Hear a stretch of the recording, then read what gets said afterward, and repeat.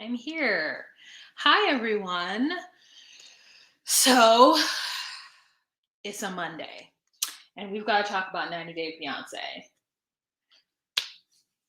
But I'm going to give everyone the opportunity to come into the room. Let's move a little closer. We're not going to get started for like 22 minutes, 21 minutes. I want to give more people an opportunity to come into the room because I didn't schedule this. And hi Raven, hi Ramsterdam, hi Lily. Let me put on the screen. I'm well after 12 hours of traveling. I am well. Let's put here when the show is going to get started. It's going to get started at 5:30 Pacific Standard Time. I am currently on the East Coast. So it is currently 8:10 for me.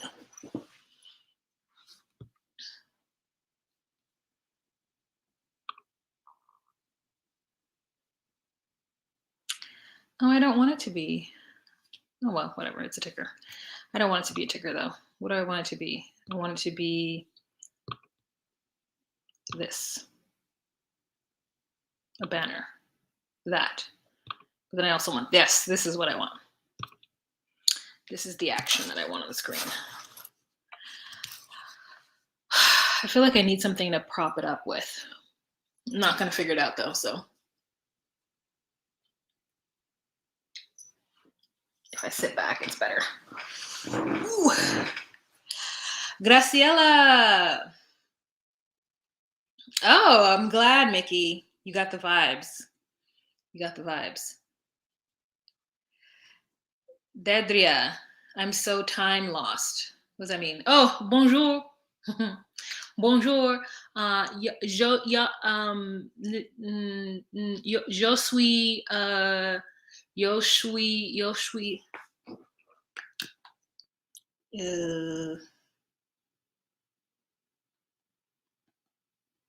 Hold on, I'm gonna get it together right now.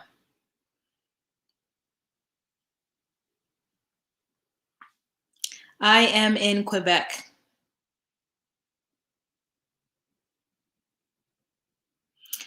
Je suis à Quebec. Je suis au Québec. Oh. Je suis au Québec. Je suis au Québec. Je suis au Québec. Je suis au Québec. I am the worst. I am trying to. The French accent is not. French is not for me. I'm not going to learn that language ever. It is very hard for me. It's very hard. Oh, Gia Miss White. Hello. Never seen your name before.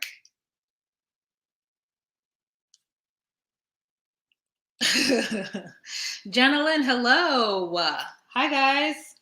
Come on into the room. Get you a snack. Get you some tea. You know what? This did not say. Oh, that's uneven. This did not say not microwave safe. And look, there must be metal in here. It smells like burnt metal. Hold on. Let me go change this out. Whew.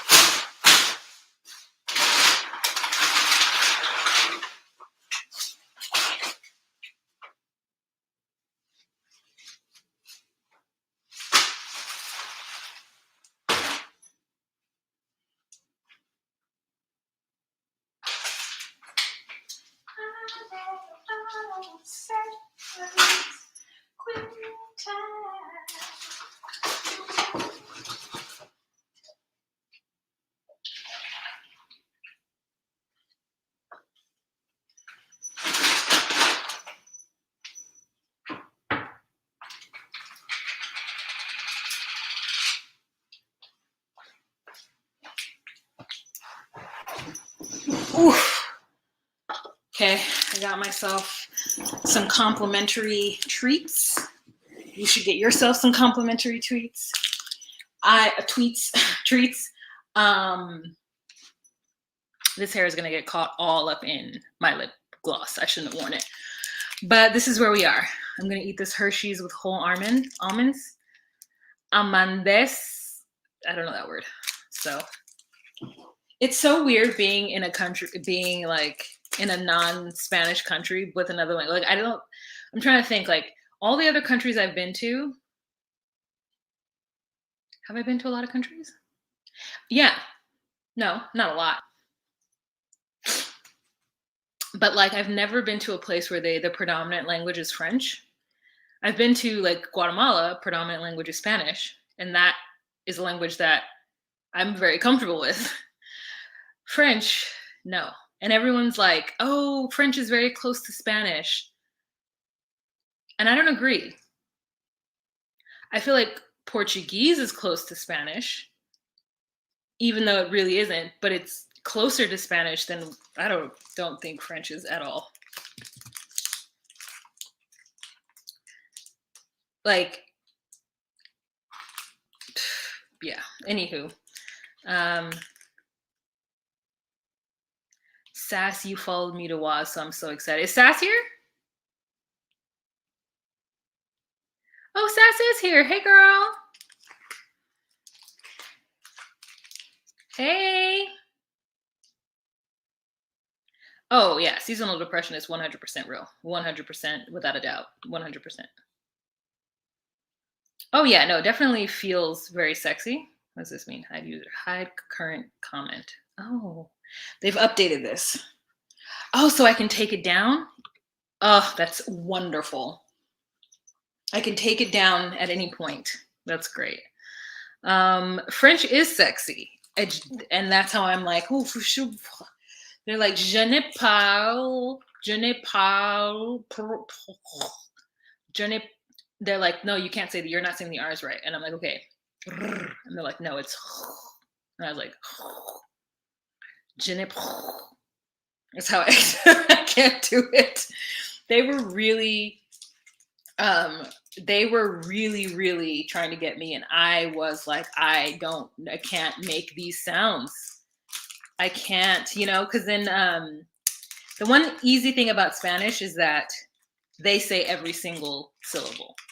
In English, that's not necessarily true, but in French, a lot of the end like letters they're telling me they don't say. So like if it ends with an E, they most likely don't pronounce the E. I'm like, I'm having a hard time. But it's good. It's good.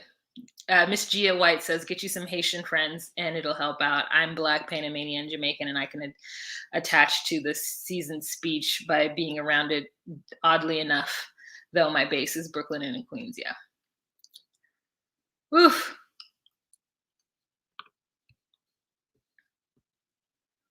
Hi, Gabby. Trying to decide what to put on a graduation cap. Help. What do you need help with?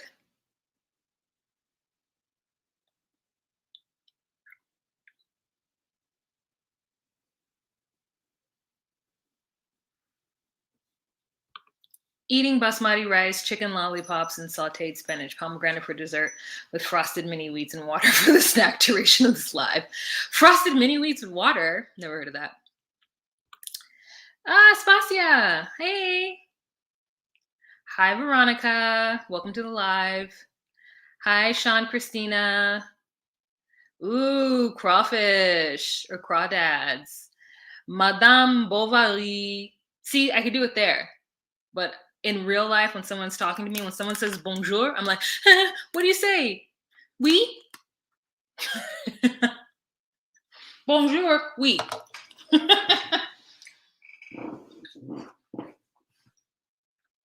There's no paper towels here. I need to go to the grocery store.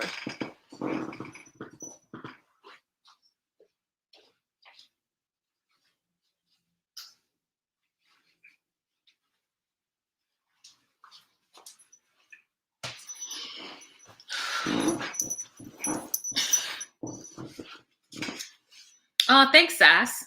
She loves my lipstick. Thanks, girl. Thanks. Yes, Graciela, you are not alone. 100%. You're not alone. Domestic Gordita. Hey, girl. Hey. House Tejas. Okay, here Amsterdam. Here we go. Je ne parle pas François.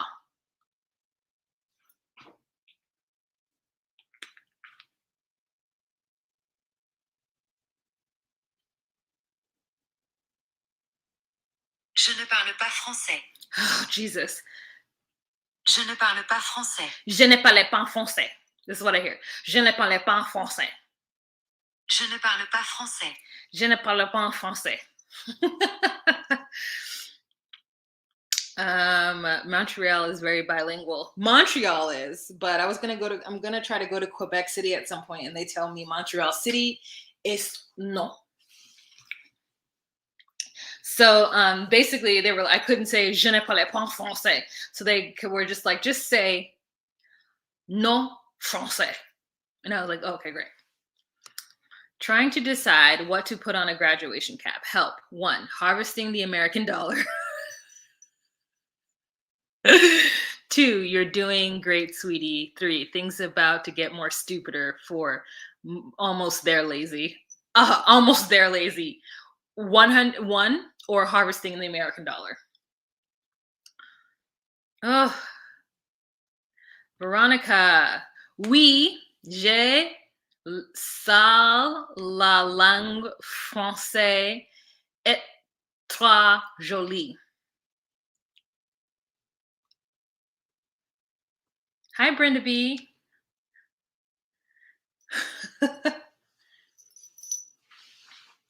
Don't beat yourself up, the domestic gordita. There are plenty of people of Hispanic or Latino descent who do not speak Spanish. That is the colonizer's language, okay? Don't be upset because you don't speak the colonizer's language. Yes, I drink water with sweets. That's probably better, honestly.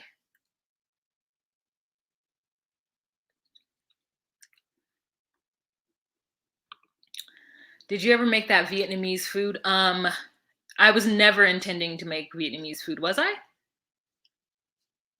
I've made, like, if I've made Vietnamese food, I didn't know it was Vietnamese. I don't like pho. So, like, I don't think I like Vietnamese food. I'm just gonna say that. The thing I love about Vietnamese food is that it has cilantro in it, but I don't generally like Vietnamese food.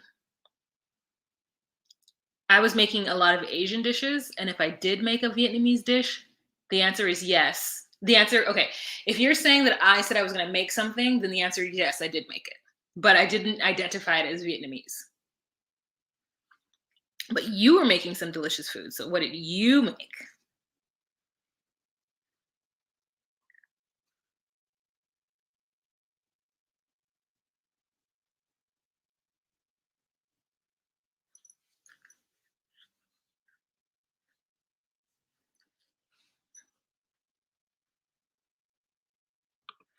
Mickey adores Quebec City, you guys. Veronica, you're in Montreal?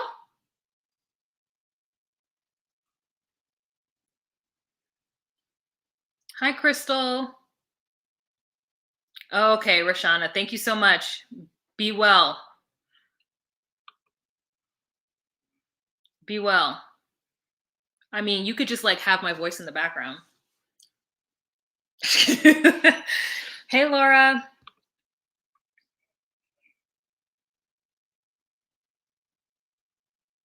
I sent you a DM on IG. Oh, okay. No, I didn't make it. If you sent me a DM, oh, did I get a quick? I got something. I got a. Thank you, Megan. Thank you for the quick pay, Megan. You're so generous. Thank you. I got to move this over, so I don't think it's money I can spend. Thank you. You're so generous. Thank you so much, Megan. Oh wait, Spasi, I was looking at your thing. Did you send me something?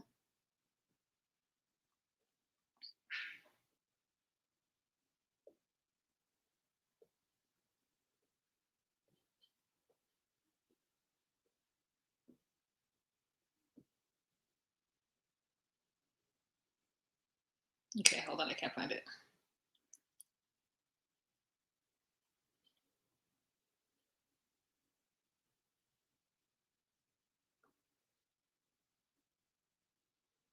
Ooh.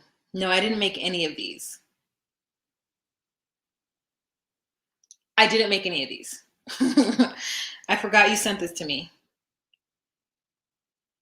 Ooh. This one looks good. This third one? Okay, I'll keep it in mind.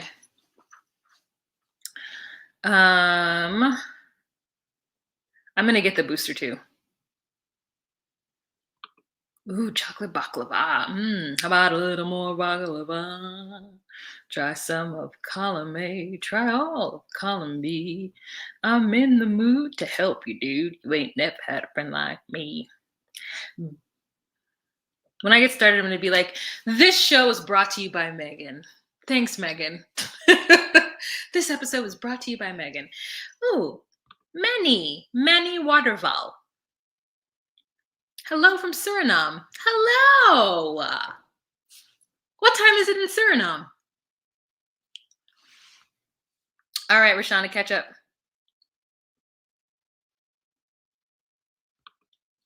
Pink Jeep Kiki. No, girl. I meant to put on the screen that we're gonna. Oh, there it goes. When I put up people's comments, it takes away what time the recap is gonna start. Veronica, you're in Montreal. Well, cheers to you. Salud. I don't know. How do you say cheers in French?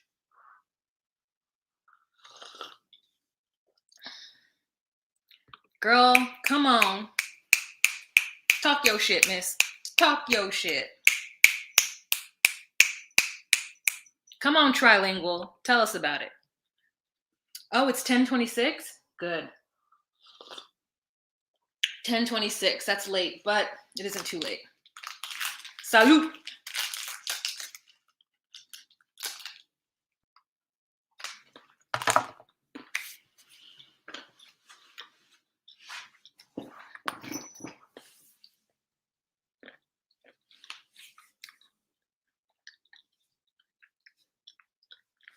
Veronica, what's the third language you speak? English, French? What's the third?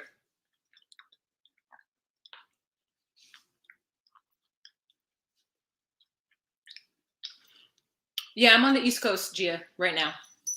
So I know what time.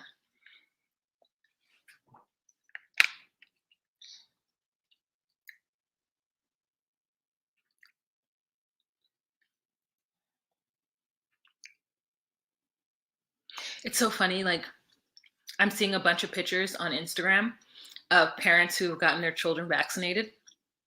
And some of the pictures are like, oh, look at my little girl. I'm so happy that they chose to get vaccinated. I'm so happy that they were brave enough to get vaccinated. And I said to myself, you guys know that we've been talking about vaccinations for almost a year now. And like, your children have gotten vaccinated before, like in regular stuff, right? And so like your child chose to get vaccinated because it's a part of their life, and you as their parents have been talking about it. And you've been telling them how important it is to get vaccinated. So what like 8-year-old is going to be like, no, I don't want to. Like,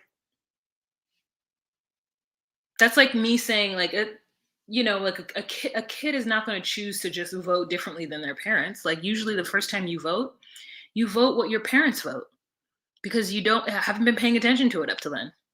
I mean, usually. Now, that's not always the case, but like,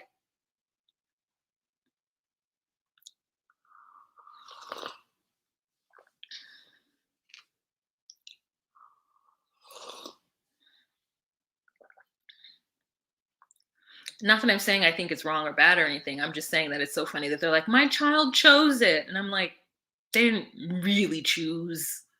They're too young to truly choose. They did it because they knew you would love that. They did it. Oh, Russian. Cool. Okay. Pink Jeep Kiki.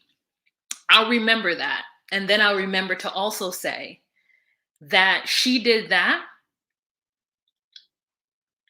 but that's not the same as him like packing up the cradle and bringing the hose to the house.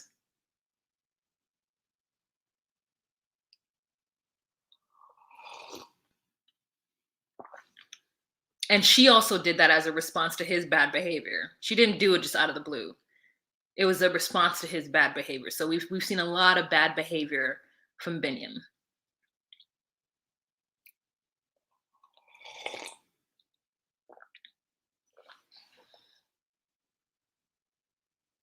You know what I'm going to start doing is, yeah, I'm going to start doing that. What time is it? Is it 5:30? Yes. Hey guys, it's Wahima, but just call me Wah. Melanated!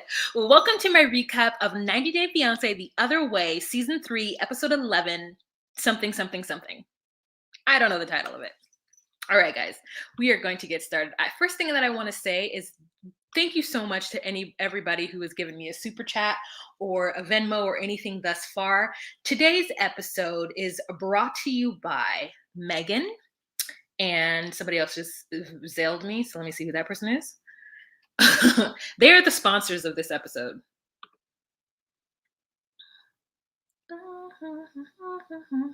Brenda Brown and Megan. Don't want to say her last name because I don't know who she is on this thing.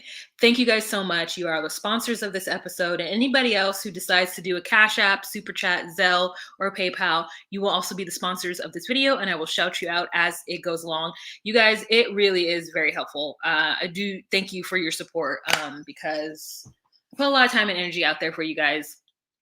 And even while traveling, I make y'all a priority, even though I can't do it all the time, but I do my very best to think about the entertainment that I'm providing you, because when I am wanting to watch things at night, I rely on the YouTubers that I rely on to put out content. And so I know how it feels. And I am grateful that you guys appreciate what I do. I appreciate it. Everybody that I support on Patreon, because I support like 3 people on Patreon that I can recall, and I love their content. And when they don't upload, I'm always like, so I do appreciate it. Okay, so as you guys can tell, I'm not at home, and I've been saying I'm traveling, and right now my internet connection might be a little spotty. I do apologize for that. I'm on this it says unsecured network. So I was just gonna hope for the best. Let me know if I cut out or if you need me to repeat something, and I'll do my very best. Okay. So, what is Reed saying? Reed, you are feeling very passionate. You guys are going in on okay, we're gonna talk about them later. There's some very strong feelings for Benny and Ari, and I just want you to know and prepare yourself. But I am Team Ari, and I'm gonna tell you why. But first, let's talk about these two. Just kidding. Who cares about them? They weren't even in this episode, and I hope we never see them again. Like, do we need them? No, not never. Let's start with these two. Okay. Steven and Alina.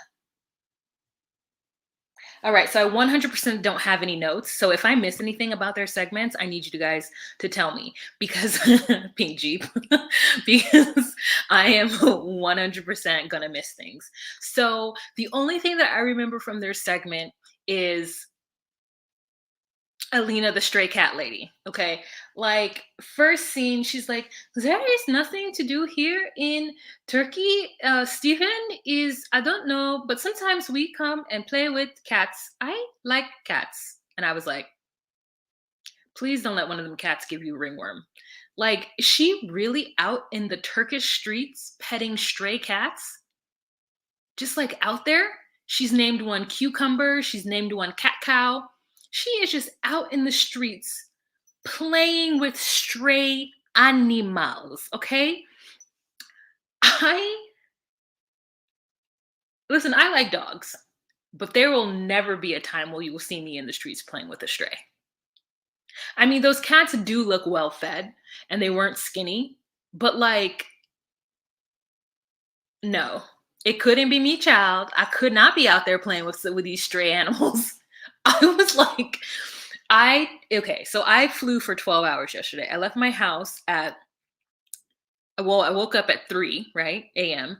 I left my house by 3:50 and went to the airport and then like, COVID-19 fucking vaccinations all of my life. Like here's all my life information. 3-hour layover in Denver. Almost missed my flight because I was kikiing on TikTok. Um I'm so dumb. I stood by my original gate. I sat there. I was having a good time. I like parked myself. It was great.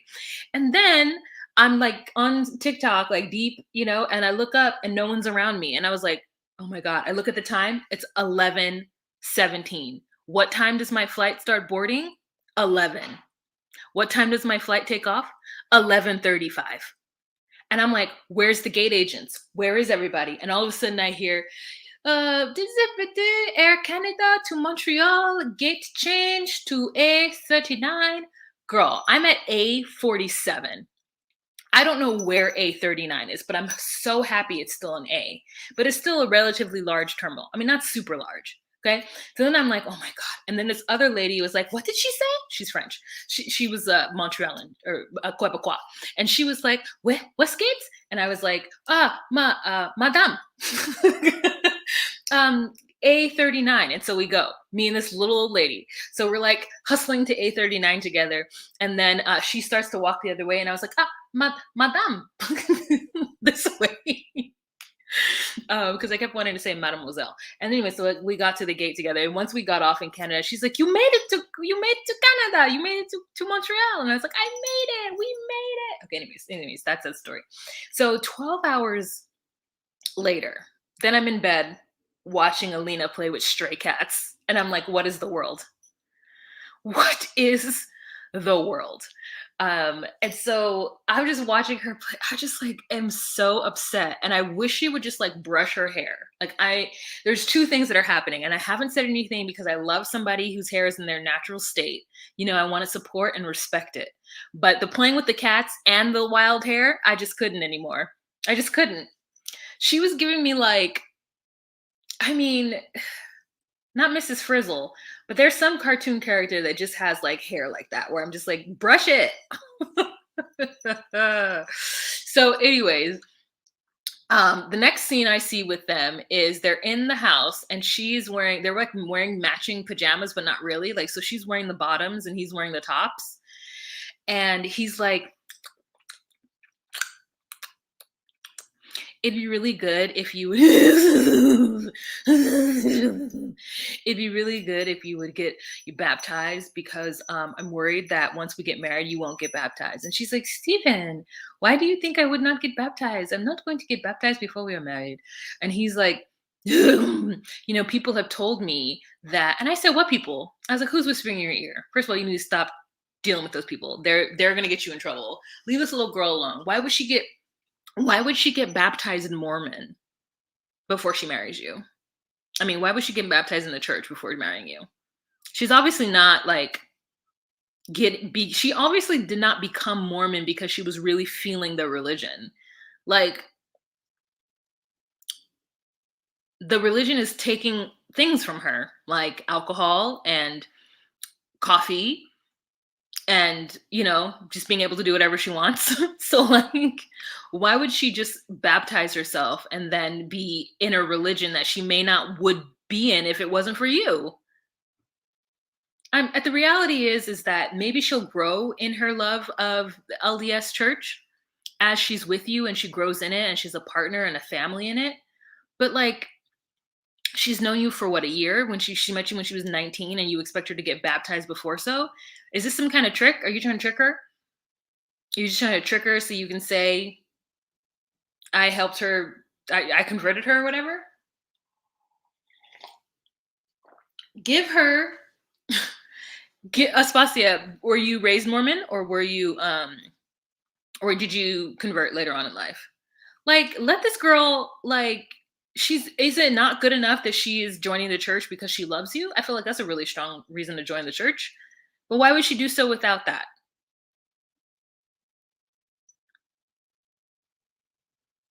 it's not like she converted first and then met you. Like she didn't. That's not how it happened. So stop trying. And she's like, no, I'm not, I'm not gonna do that. We're gonna get married first. You guys read. We are not talking about Ari and Benny. Quasi, stop entertaining it. Just kidding. You guys can talk about whatever you want to talk about. I'm just kidding.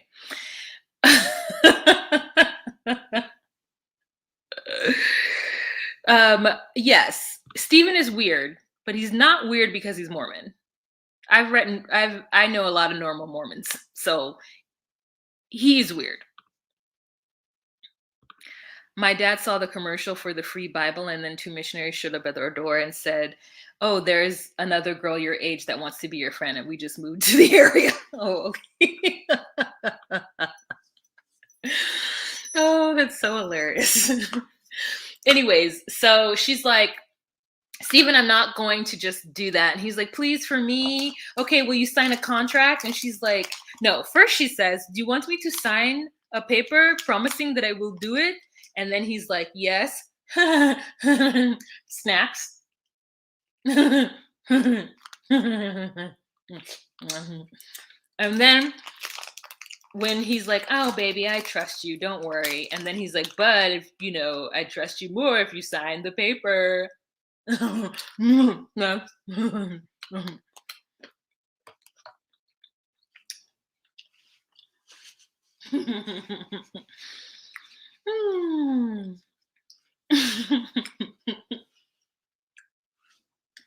So anyways, it was a light Stephen and Alina episode. If you remember anything else that happened with them, you can go ahead and tell me, but I don't remember anything else. It's just those cats took me out.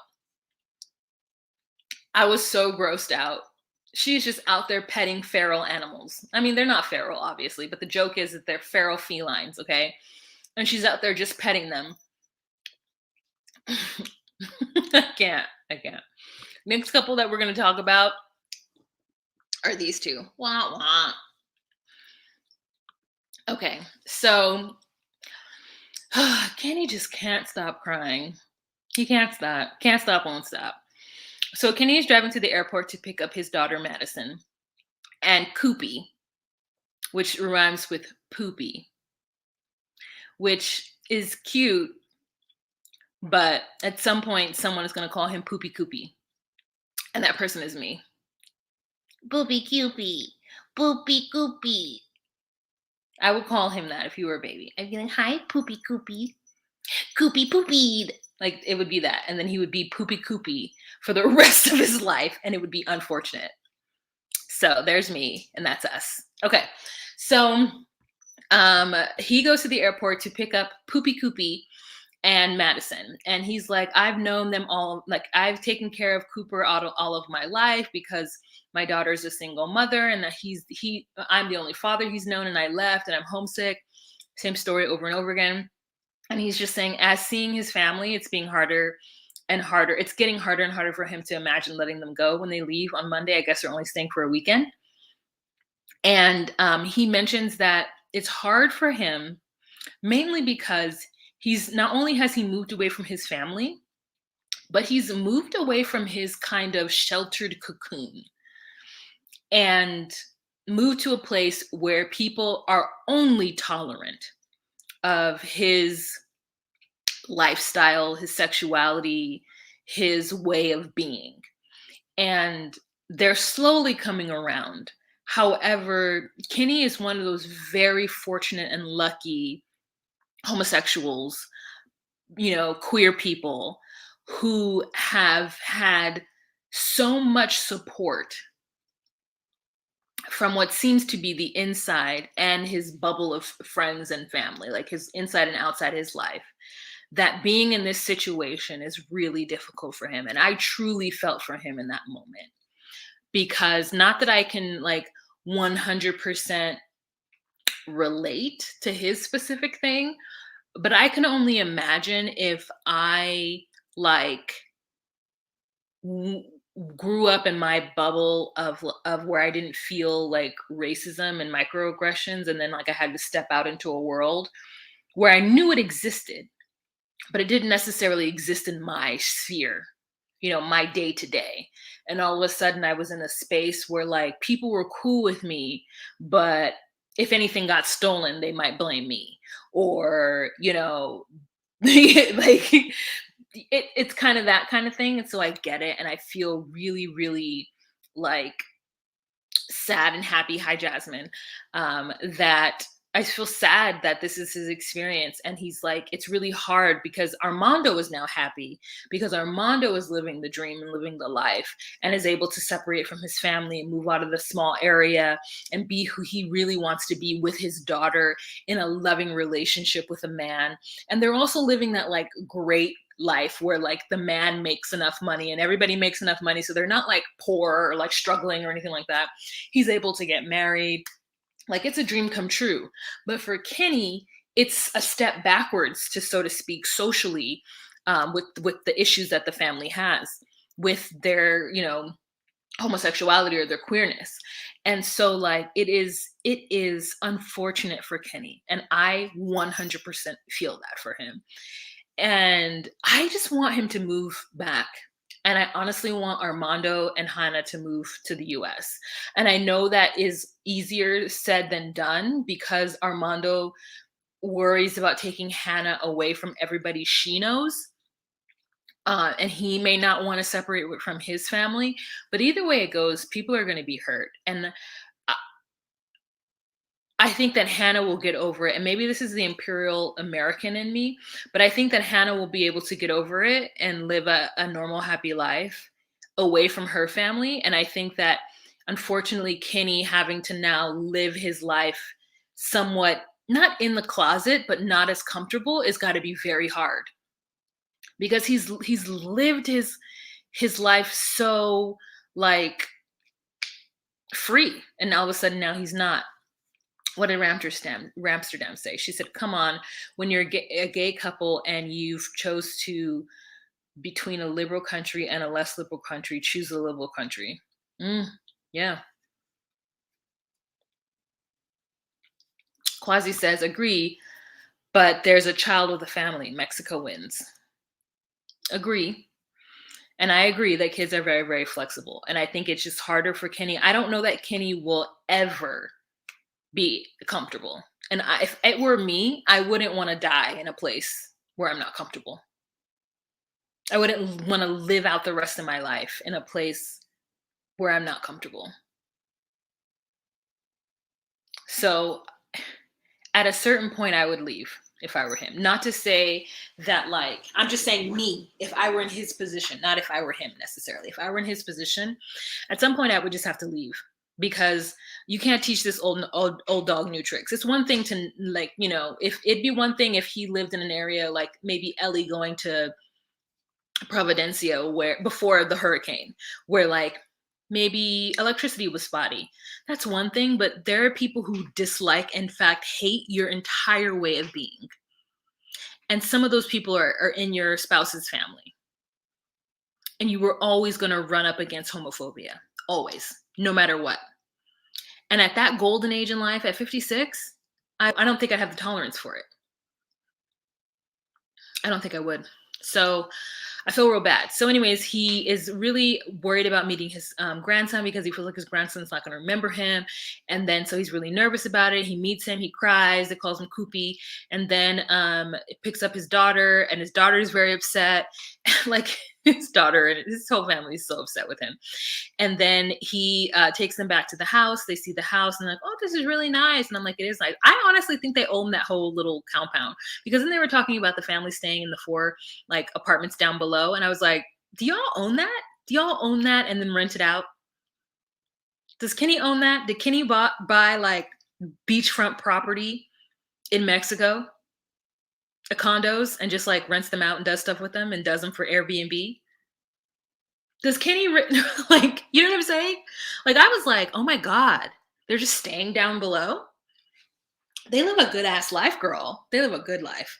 And so anyways, so Um, oh yeah, they dress up their dog, that dog that he's had for 17 years. He calls him like his down ass bitch. He's like, literally, I've had her for 7 years, 17 years.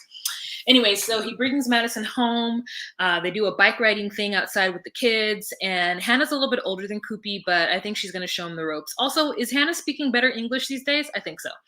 And so then Madison and Kenny go upstairs and they have a little drank, which I was like, what are they drinking? And then they just talk about like how it's been there and how lonely he is, and they both cry as normal.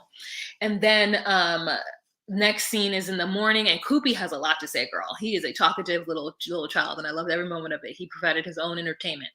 He was like, "Can you open this for me, Papa?" And I'm like, if I were Armando, I would have been like, Papa is a little old for me. Can you call me Papi?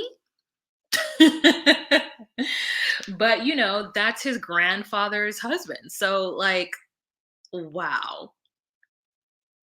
Wow. Could you imagine dating someone and who's that much older than you to the point where their grandchildren are calling you grandpa or grandma? Girl, I couldn't do it. No, just call me auntie. Yeah, ain't nobody's grandma. Just go ahead and call me auntie.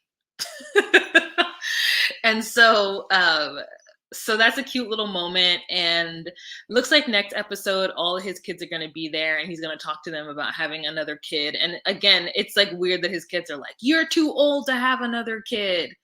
I'm like, he's not though. Like, honestly, like, yes, he will be a little old, but there are a lot of grandparents who take care of young kids, and that doesn't mean that they can't do it. They do it. So like, hmm. Okay, so unless I missed something, let's move on. Next couple that we are going to talk about is Evelin and Corey, and just like why. Okay, the question is why. Why with these two? Why do we need them? Why are they here? What's going on? Especially knowing what we know. We know for sure they're broken up right now. We know for sure that Evelin hates Corey and that Corey is a liar. But in this episode, we've got Corey like struggling to say the word surprise and figure out how he's going to repropose to Evelin, because they've had a good couple of months, or a month maybe. And so he's thinking he's going to repropose to her and make it really romantic and do all this romantic stuff. And so he gets his amigos who have a lancha, who he doesn't know the word for boat, la lancha. He got a sign, and he's going to get them to take the lancha and then hold up a sign for him when he brings Evelin to the beach shore. I'm gonna say this. This is gonna be an unpopular opinion, and I think that my credibility as somebody who tries to appreciate everybody's culture is going to be challenged. But if they show me one more shot of that ugly ass dirty beach, I don't want to see that beach. That beach is not ideal to me. I don't like it. That is not I don't want to see that beach anymore. It's ugly.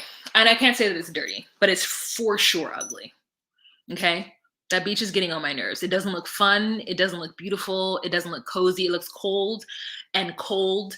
And it doesn't look inviting. I know there are beaches of all types. There's a Martha Vineyard beach.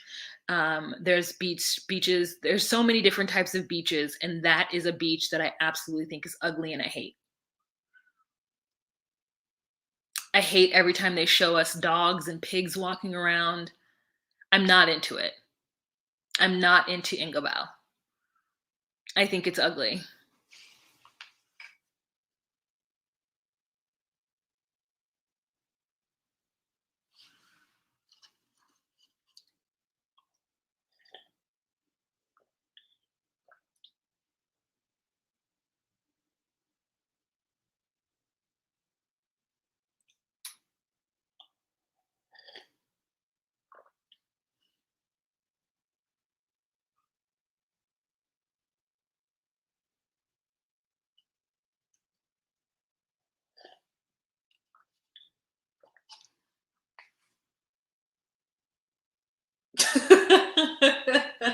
Just know that every time they show that beach and she talks about how great it is,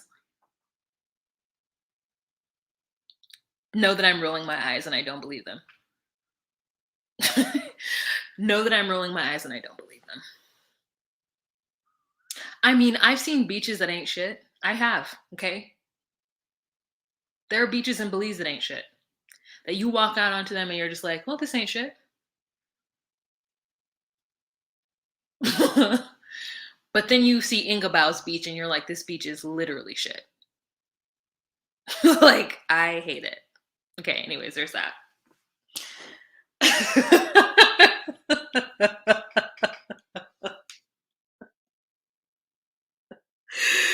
I just I've seen bad beaches, okay? The beach that has my name on it in Belize is a bad beach. Like the sand isn't super white and clean. There's like, debris in the sand. It's like not trash. It's actual like sea debris and like wind debris and leaves and stuff. And the water isn't, I mean, the water's warm because it's Belize and it's on the Caribbean, but like, I don't be wanting to swim in that water. Okay, you walk out and it's like it's not smooth. You have to wear the shoes when you get into the water. Basically the beach is what it is before man has come through and like cleaned it up for tourism. It isn't a tourist beach. Okay, the beach in Belize that has my name on it is not a tourist beach. Okay, but what it isn't is whatever they're showing us in Ingabao, and I am sick of it. Just like I'm sick of Corey and Evelyn. So ugly ass beach.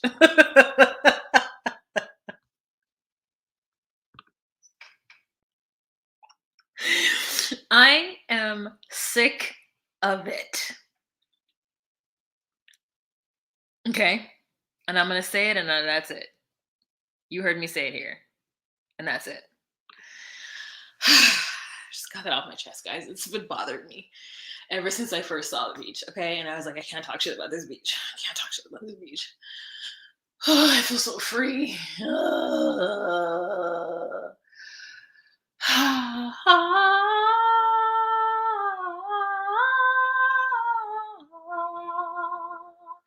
You're here. There's nothing I fear, and I know that my heart will. I mean, it's like appropriate. I feel free. And I'm also singing a song by Celine Dion while in Quebec. Okay, there's that. Let's move on. So he then gets the homeboys to get the lancha out and onto the beach, and he takes her out there and he's like, well, these months have been very, very good, and I just love you, Evelyn. I think you're the best. It's like a million times better than anything else that could have ever happened to me. And I know that we've been doing really well. And she's like, yes, Cody, we've been doing very well. You've been being as romantic to me as I want you to be. What are you doing? Why are you being so weird? Which amigos? What's happening? And he's like, don't worry about it. Just close your eyes and just enjoy this moment with me, Evelyn, because I love everything about you. And she's like, Corey, why are you being weird? And then the lancha comes by and he's like, surprise, Evelyn. And surprise Evelyn. And the lancha comes by, and these poor men are standing up on this boat, and they're like, and she's like, what does it say? I know I see my name. And he's like, it says, Ellen, will you marry me again? And she's like, you orchestrated that? Oh my God. And he's like, yes, I told them, amigos, yo necesito, consumable. I don't know how to say proposed or marry. I know I say boda is wedding, but I don't know how to say marriage. Starts with a C. And he's like, otra vez. And she's like, is that correct? And she's like, yes, that's correct. Oh my God, you spoke in Spanish? He's like, yes, because I love you. I love you so much, Evelyn. And I want us to really be together. I can only speak his voice when I close my eyes because I have to look at his goober, dumb, lying face while I'm doing it. And I'm like, no, give me Evelyn, and I'm a Muppet. And this is how I talk. Oh my God, Brenda B. Did you know there's a Brenda C here as well? There's too many Brendas. We can't have it. Brenda C. Hello. Welcome. Why can't TLC bring all new couples? Oh, well, because we're in tow. If we want to see new couples, we have to wait for regular ass 90 Day Fiancé. right? Like we're watching a spinoff right now. So when we do Toe the Other Way, they do introduce new people. Like they introduced Vicky, Vic, Ellie, and Vic. They introduce them, but for the most part, it's going to be older people. So you guys, are you guys not ready for next season of 90 Day Fiancé? It's coming out December, I think, 12th. And guess who's back? Guess who's back? Back again. I mean, if you already know, you know. She's just put in there. So who's back? Put it down. Put it in the comment section.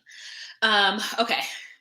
So she says yes or whatever, and then we don't care anymore. Next couple that we are going to talk about. Yes. JW, I don't know. I've been on for like 51 minutes. I have no idea. Yeah, Usman. He's back with a new 50-year-old woman. Soldier boy. Yep. Rashawn, I thought you were gonna like get some rest. Lay down, girl. Get you some ginger ale and lay down. Doris, welcome to the pate. Drink brandy. Hello. Caesar is marriage and my teacher likes Caesar is butcher and they are close. Drink brandy. What are you? What? Caesar is marriage and my teacher was like Khazar is butcher and they're close. I don't know. We are not talking about Big Ed, you guys. I'm still lying. I dozed off, then I woke up and came back. Grown-ass woman said, my lesbian long-distance relationship should be on 90 Day. We joke about it. Oh, where is she from? Grown-ass woman. Where is she from? Okay. Next couple. Am I saving the best for last? No, I will save the best for last because we're going to fight about Benny and Ari. We're going to fight, so let's save it. Anyways, next couple that we're going to talk about is Sumit and his stupid haircut. Okay, Sumit and Jenny. Now, in the beginning of this segment, Sumit has this weird hairstyle where it looks like he is parting it and then straightening it and then slinging it over. And then it's just like straight, like here. And then it's just like this piece. And I don't like it. I don't know what's happening. I don't know where people wear their hair like that, but I don't like it. I don't like it. I don't like it. No me gusta. And what was the first thing that happened in this one? The first thing I remember is Sumit and Jenny sitting in their bed, like seemingly having like an innocuous regular conversation. And then Sumit's father comes in and is like, Jenny, we would like to speak to you. And Sumit is like, me? And they're like, no, we like to speak to Jenny. And he's like, well, you like to speak to me and Jenny? And the dad's like, no, we just want to speak to Jenny. And he's like, oh, you just want to speak to Jenny without me? And Jenny's like, okay.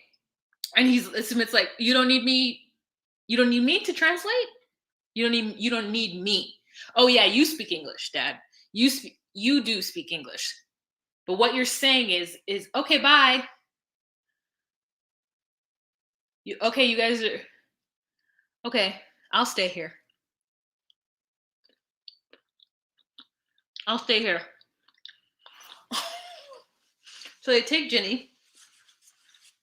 Oh, astrologer. Thank you.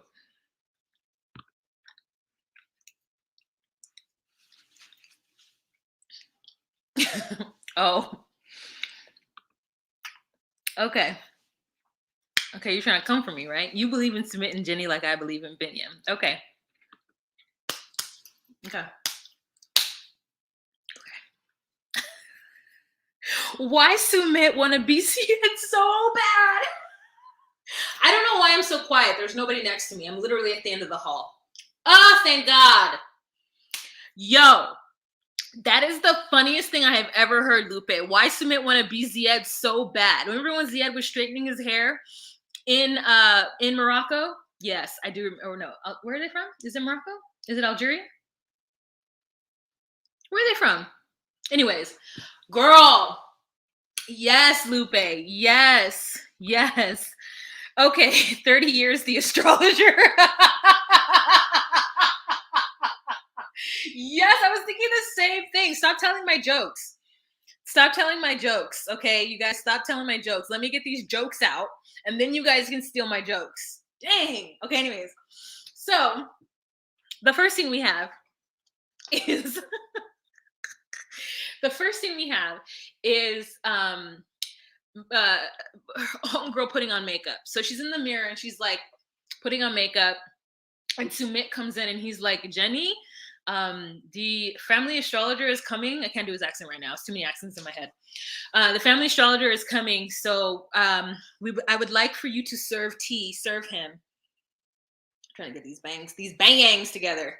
I would like for you to serve him. This is somebody that my family has listened to for a long time. He's very important. And Jenny's like, I know him. We went to his house. Remember we went to this house? And so my thought is why does they have to tell Jenny to serve tea? Does Jenny not know to do that?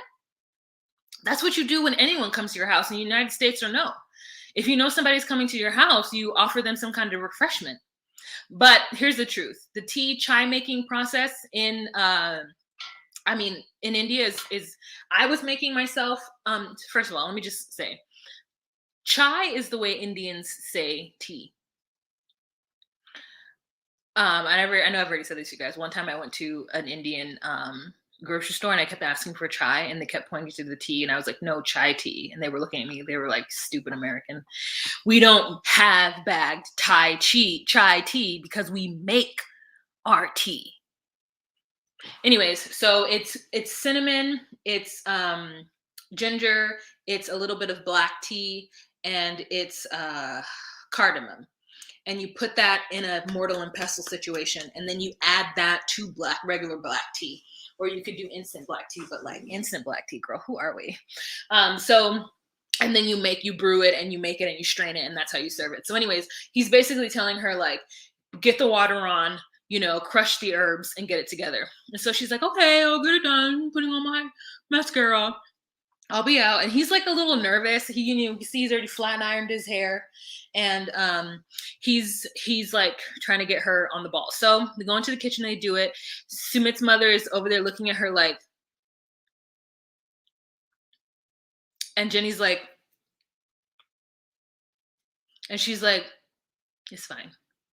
And I can't tell if she is trying to be nice because Jenny did a bad job or Jenny did a great job and she's just hating. She's just like player hating. You know what I'm saying? Just hating. She's not even just regular hating. She's playa hating. Okay. Let's take this back to 2008 on that ass. She's playa hating. Okay. Playa.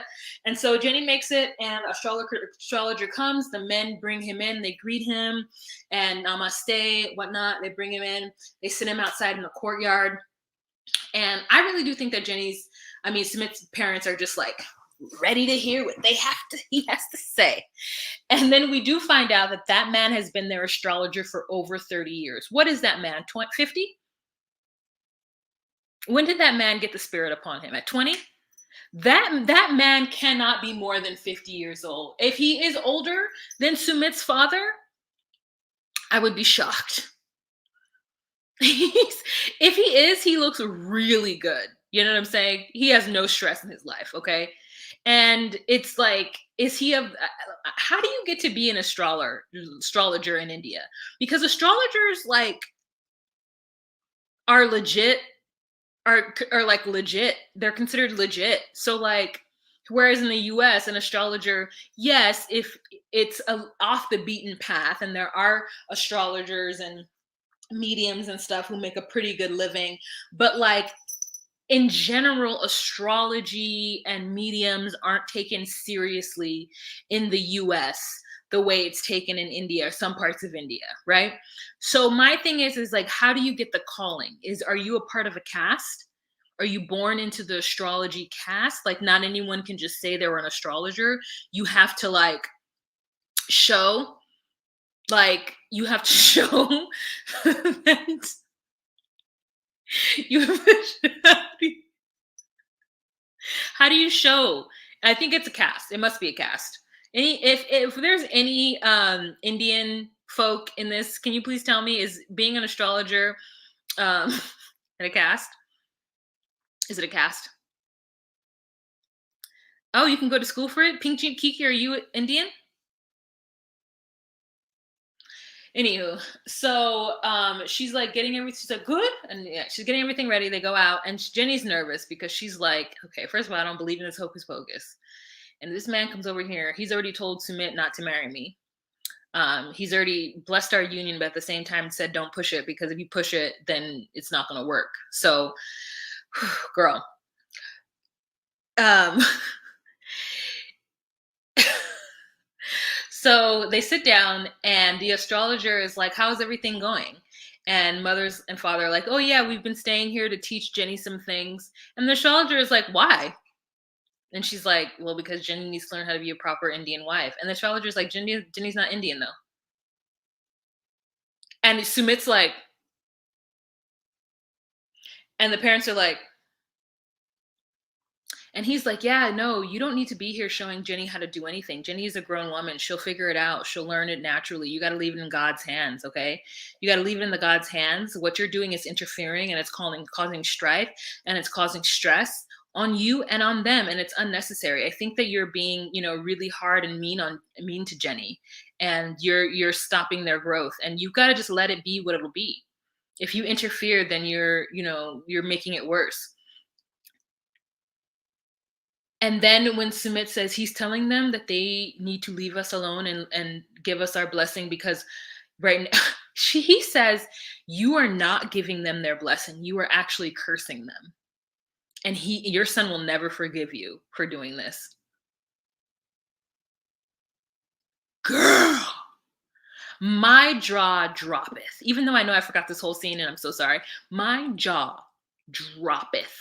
Okay? I said, this man is co-signing their entire relationship. Bravo.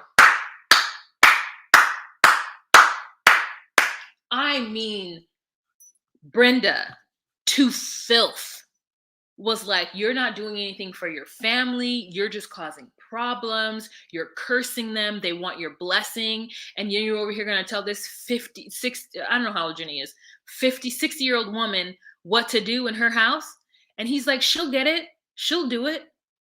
And I think the idea is that they just really want her to take care of their son. She's like, you got this idea in your head that you are going to teach your daughter-in-laws how to do it, what that is that they do, and you were going to have this army of daughter-in-laws to like boss around and stuff, but that's not the way it is, okay? And I'm like, you already got one daughter-in-law and a baby on the way. Why don't you just focus on them? Why do you have to have both of them? And so she starts to cry. And before this, Dad is like, we believe everything the astrologer said. The astrologer has never led us astray. We trust him 100%. And he comes in there and reads them both down. And Father's like, okay, great. Whew, great. I can stop fighting with Sumit and Jenny, girl. Whew, okay. You heard that? He said, don't do it anymore. She'll be fine. I really do feel like the father doesn't want to fight as much. Like, I think he does. And I think his time of fighting, though, is over. I think he recognizes that his son is truly happy. And it's the wife that he's trying to like support, and that sometimes she goes too far and she's too rude and it's too much. And so the mother starts to cry, and the guy's like, you'll be fine. It'll be whatever will happen. And then, so you know what the family is, though? You know what the parents do? They go, you know what? If we leave this alone, maybe Jenny will just go away. So the mother is still not hoping that, she's still not like, I'm just going to let go and let God's, you know what I'm saying? She's not that, but she's like, okay, astrologer told me to let go. So I'm going to let go and hope that Jenny goes away. So anyways, now Jenny is very excited about this. She's so happy. So then the next scene is the one I said. They're sitting in the bed, and Sumit's like, wait, you don't want me to come? Are you guys okay? You guys are sure you're leaving? But I can come. And they're like, no. So they take Jenny out and they go sit down. And I'm watching this okay, first of all, let me just tell you that in Canada, I cannot watch Discovery Plus because I did not set up the account, or Chris didn't set up the account. in Canada, so it won't let me watch it. So then I tried to sign up for Discovery Plus in Canada, and it wouldn't let me do it because like of my it wouldn't let me do it. So what did it say? I think it was like it wanted some kind of information from me. I think it was reading that my computer that like I'm from the US, but I'm in the wrong country. So it was basically like go sign up for the US one because you're an American. And I was like, what the actual hell? So, anyways, I had to watch it on YouTube, and the YouTube edit, in order to on the person who puts it on YouTube, in order for it to not get pulled down immediately, they have made edits to it and added underlining like a elevator music so that the system doesn't track that it's ripping it off of the like so that it's not flagged. They've added like the slightest elevator music underneath all the words, and then like every 3 seconds the video like zooms in on a random thing and then it goes to normal. We don't get Discovery Plus in Canada or the Paradise one. You do. I tried to set it up in Canada. It's available. Discovery Plus is now available in Canada, girl. Try to do it. It's now available. Yeah, I do need a VPN. But anyways, so like it I just didn't see all of the verbiage. So I don't know word for word what was said because there wasn't, when you're speaking in English, I can hear it, obviously doesn't matter. But when there's any kind of translation and it's down below, it's not available. So anyways, she's basically like, we're going to take the astrologer's recommendation and we're going to move out. I'm leaving tomorrow. Trust you with my son, but I really need you to be a better wife to him. I really need you to take care of him. I really need you to take care of the house. Like, I really need you to do these things for my son so that I feel comfortable leaving you with him. And then she's like, so we can get married? And they're like, well, no. I mean, listen, we're not going to stop you from getting married, but we're not going to bless it. I can't bless it because you're not a proper Indian woman yet. And she's like, I'll get better. But that makes me so happy. And they're like, we love you, Jenny. And she's like, you love me? And she's like crying. And she gets up and gives the mother a hug. And then even the confessional, the mother's just like, no, I can't bless this union because I'm just hoping that Jenny, you know, the universe and the gods will just hear my prayers and understand that this is wrong and that I cannot give my blessings. I won't stop them. I won't stand in their way. But I am hoping that Jenny will just go home. I'm hoping that you know, she will get bored. And I'm like, you know, Jenny's not going anywhere. Why do you think that's gonna happen? But they feel like honestly, if they just let go and let God, let go and let gods, that the gods will hear their prayers and just have a tornado just come up and swoop Jenny away, or a monsoon, just like take her home. Just take what by hook or by crook, take her home. So she'll go away. So then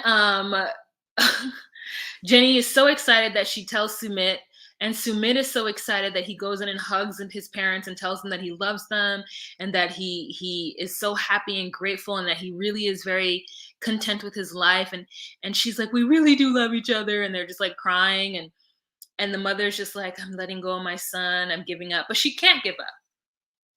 In her Indian bones, she cannot give up because she really does feel like, what's going to happen when Jenny dies and my son has to be alone? No one's going to marry him. He's been married to an American old woman for 20 years. No one is going to want my son. I'm like, what is she thinking is like the worst that's going to happen to him that he hasn't already thought about for himself? I don't know. Anywho, so the next day, Jenny's like, while they're like playing in some pigmented dust, which seems super fun. But I'm also like, who's gonna clean this up? Also, like, unfortunately, as a Black woman, having that in my hair and then having to wash my hair to get it out and then redo my hair, absolutely not. Absolutely not. Having to redo my hair. I did my hair, greased, moisturized it, twisted it, and everything after I took those braids out. And the idea of having to do that in this hotel in 2 weeks, I'm stressed out. And it's 2 weeks away and I'm stressed out about it. So anyways, they do They practice Holi, and they go up to the rooftop and they put the color in different pans and they just throw on each other. And she's like, "It's fun, it's fun." And he's like, "It's a good time, and we're having a good time, celebrating Holi." And I'm like, "Why don't y'all go in the streets? Run in the streets, have a good time." Oh, Rashana, thank you so much. That is so true. I can just put on my bonnet. Thank you. That just, excuse me, relieves so much pressure off of me. If I'm ever in India to celebrate Holi, I'll just have my bonnet on. Quick thinking, you. Quick thinking. So they are throwing paint on each other, like powder on each other, and afterwards she's like, "So we can get married, right?" And he's like, "Yes, quickly, but not too quickly." And she's like, "What do you mean? Why can't we just go to the courthouse right now and get married?" And he's like, "Well, because there's things we need to do, and not right away, is." And I'm like, "Oh my God, Sumit." And then in her confessionals, Jenny says, "I honestly, if there's nothing stopping us now, and if he doesn't want to get married within like X amount of time, then I know that he doesn't want to marry me, and I gotta go." And I still think and wonder to myself, why is it so important that you guys legally get married? Why is your 10 years together not enough? But maybe it's the visa thing. Maybe it's that. So anyways, next episode she's gonna hit him with the ultimatum about getting married, I think, and then we're gonna see that. Okay, let's move on to our last couple. Everyone get yourselves together, get a drink, because we about to fight. Read, Pink Jeep.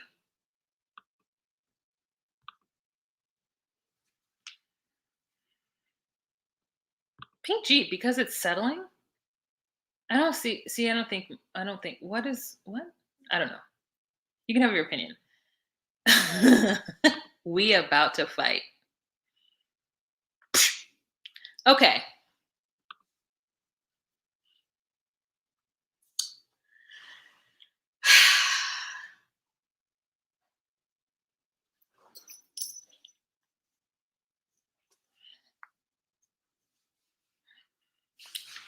Benny and Ari. So Ari's in the US, and it's been, I think, a month and a half, 2 months that she's been away. I mean, the baby has grown exponentially, right? However long she's been gone, he has grown. I mean, he's like literally taller and thicker than he once was. Okay. And they get on a plane. They're with her mother. Her mother decides to come to Mombasa too, which at first I was like, why is your mother coming with you? But then I was like, oh, because you don't have your nanny and you need your nanny. But also you need your mother's support, but also you need your nanny. Like, this wasn't going to work if Avi was going to be around the whole entire time. Okay. So she and her mother take a 24-hour like trip around the world in order to get to Mombasa, Kenya. And it doesn't matter what conversation they had beforehand because A, I don't remember, and B, it wasn't important, but they go. And Ari is really, really nervous about seeing Benny. In fact, she gives him the information about Kenya and he doesn't even respond to her. So she's not even sure if he's going to actually be there. Vicky Vale. Another long live. I just arrived, but I'm sure you'll be signing off soon. Either way, hey y'all, hey well. No, we're talking about Benny and we just started talking about this last couple. We're talking about Benny and Ari. Okay, be prepared. We're gonna fight. I'm telling you right now, Vicky. Okay, Pink Jeep is fighting with me. Quasi is fighting with me, and so is one other person. Who was it? Who was fighting with me? Somebody else was fighting with me. Who was fighting me? So, anyways, people are fighting with me. They don't agree with my opinion because I am Team Ari. So prepare yourself. Okay. So Benny is being Benny, and he doesn't want to go to Kenya. He wants Ari to come back to Ethiopia, but Ari is like, this is the ultimatum. Okay, I'm coming back to Africa, to the continent of Africa, and if you want to see me and your son, you'll come to Mombasa, to a neutral place, and we'll meet and we'll talk. Okay. She chose Mombasa because it is in Ethiopia and it takes him out of his element. And also, it's a place that he can go without a visa. And so they go there. She gives him the information. He does not respond to her until the last minute. So she doesn't even know if he's going to show up there or not. She's rented an apartment for 3 months. And I want her to be my travel agent. I really do. Because this apartment she gets is beautiful. I would fly 24 hours to stay in a really nice accommodations in Kenya. Who's in Kenya? Is it Giselle? Giselle, are you the one in Kenya? I need help because I would like to go to Kenya and I need a nice place to stay. Okay, anyways. So they get there, they get to the apartment and she's tired, but she knows that Benny is on his way to get there too. And so she and her mother are having conversations about what this conversation is going to go like, what this whole situation is. She doesn't quite know what to expect. And so Benny gets there and mother's like, oh, I'm going to give you guys some time to talk. And then she literally gets up and just moves on the other couch. I was halfway on my way to sleep. So maybe she actually did leave the room with the baby, but I don't know. And so he's just playing with his son. And he says that Ari's energy is off. And Ari says that what we're feeling is that his energy is off. And that all he wants is to play with his son, who his son obviously remembers him and is 100% in love. Okay. The son is like, my dad is apple. Honestly, to see Benny and Avi interact is so sweet that I'm like, oh man, how do you take this? How do you remove this son from this man? Even though this man ain't shit and he ain't gonna help you do nothing. But like this little baby loves his daddy, which all little babies love their daddies. So there's that. And so she's really tired. And I think she just is like expecting something from him that he doesn't give her. And so she's like, I'm tired. I'm going to bed. Like I can't even.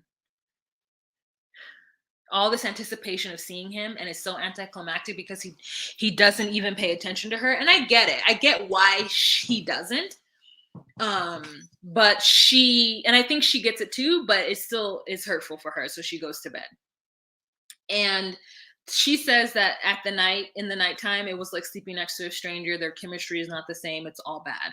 So then she, the next day, takes Biniyam out in public to have a conversation with him. And she also hired an interpreter, which to me was a smart thing to do because he does say that she's not understanding his English very well. And so when they have arguments, so she's like, I want to understand exactly what he's saying to me so that it's clear and it could be communicated. And I thought that was really smart too, because Benny speaks in Amharic. He speaks in Amharic in his confessionals. He speaks in his language in his confessionals because his English is shit. Period. He is unable to fully communicate and say what he means and whatever. He's like what Pedro used to do, and Pedro sometimes pretends to not understand English. So it makes sense that she would get an interpreter, okay? And then he's going to say in Amharic, in his confessionals, that he doesn't understand why Ari got an interpreter because his English is fine and that they don't have any problems communicating. Even though he's speaking Amharic in the confessional saying that he doesn't understand, that she's just being drama, the reason why she got an interpreter. So they get the interpreter and he chooses not to use the interpreter. He speaks in English to her when she's saying the things that she's saying. He needs therapy, okay? He is so blocked off. He is so shut down that he is unable to truly have this conversation with her. He's 100% not interested in having this conversation with her. Not interested in it. Not interested in resolving it. Not interested in being an adult. Not interested in any of it. She's like, I wanted to do this. I don't have the bullet points because I didn't take notes. So that's my bad on that. But basically, she asks him, what have you been doing in my house? I've been getting notes and people have been telling me all kinds of things that you've been doing in my house. She's like, it's been lonely for me. And when I try to call you, you don't answer. And he says, I answer every time except for times when you're annoying or when we're fighting. Then I don't answer. And she's like, that's still you not answering.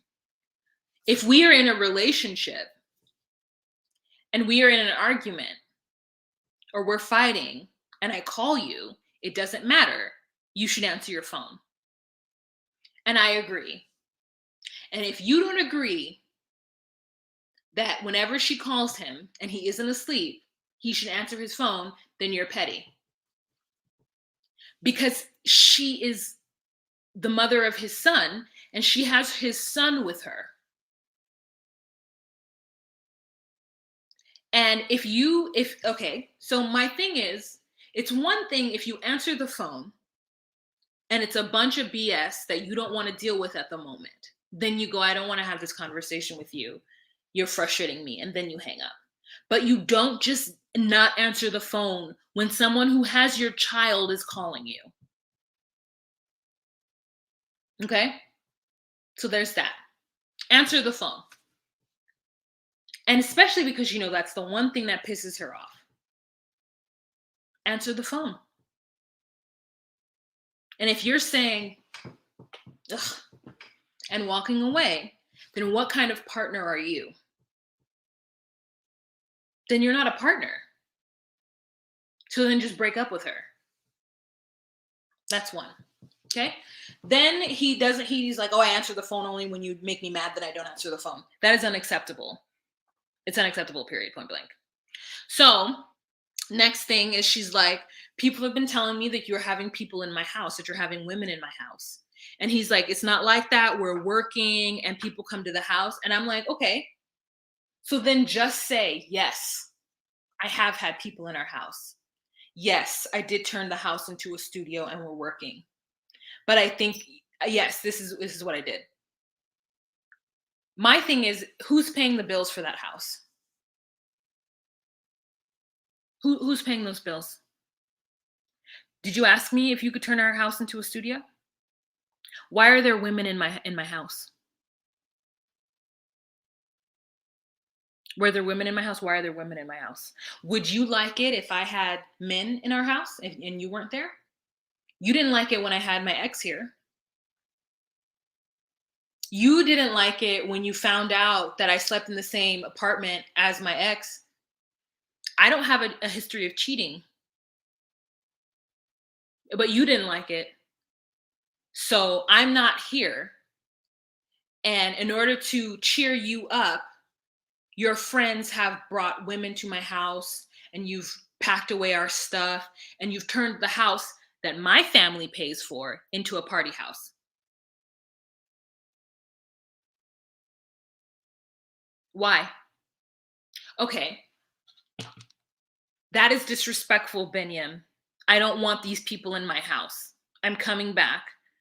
You don't bring those people into our family home. You don't need cheering up. You're an adult. Go get a job. If you wanna have a place where people can come and party, then you need to rent out a space. But you don't have the money to. First of all, you need to pay the bills here, and then you need to rent out a space. Period. It's not double standards, Bubbly. It's not double standards. Two wrongs don't make a right. So what you're saying is, and I'm not saying you're wrong or what. I'm not saying you are wrong, but I'm not attacking you. But what I'm saying is, like, just because someone does something that you don't like, you then don't purposely do something that they don't like, because that is petty. You're not an adult, and that's petty, and you're not an adult. That's really the end of the sentence. And I can't be in a relationship with someone who's petty and not an adult. Use your words, speak on how you feel. Don't try to come back to me and do it 10 times fold, because we are adults who have children and are trying to raise those children. It's not like they don't have kids. They have a child.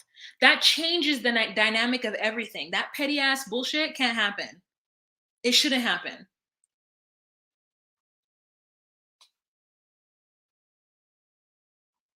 So there is nothing that anyone can convince me. I know all the things that Ari has done, but Benny has cheated on his past girlfriends.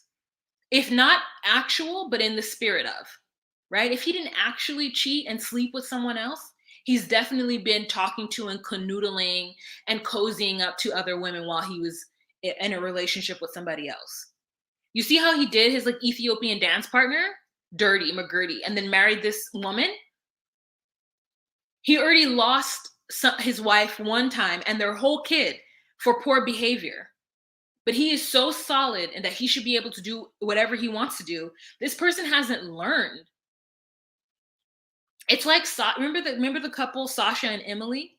And Emily's his third wife and now having his third kid. And Emily's like, oh, I don't know. It just didn't work with those other women. Like, you don't continue. Like, listen, if somebody has had a marriage that didn't work out prior to, and you need to ask them, oh, what did you learn from your other relationship?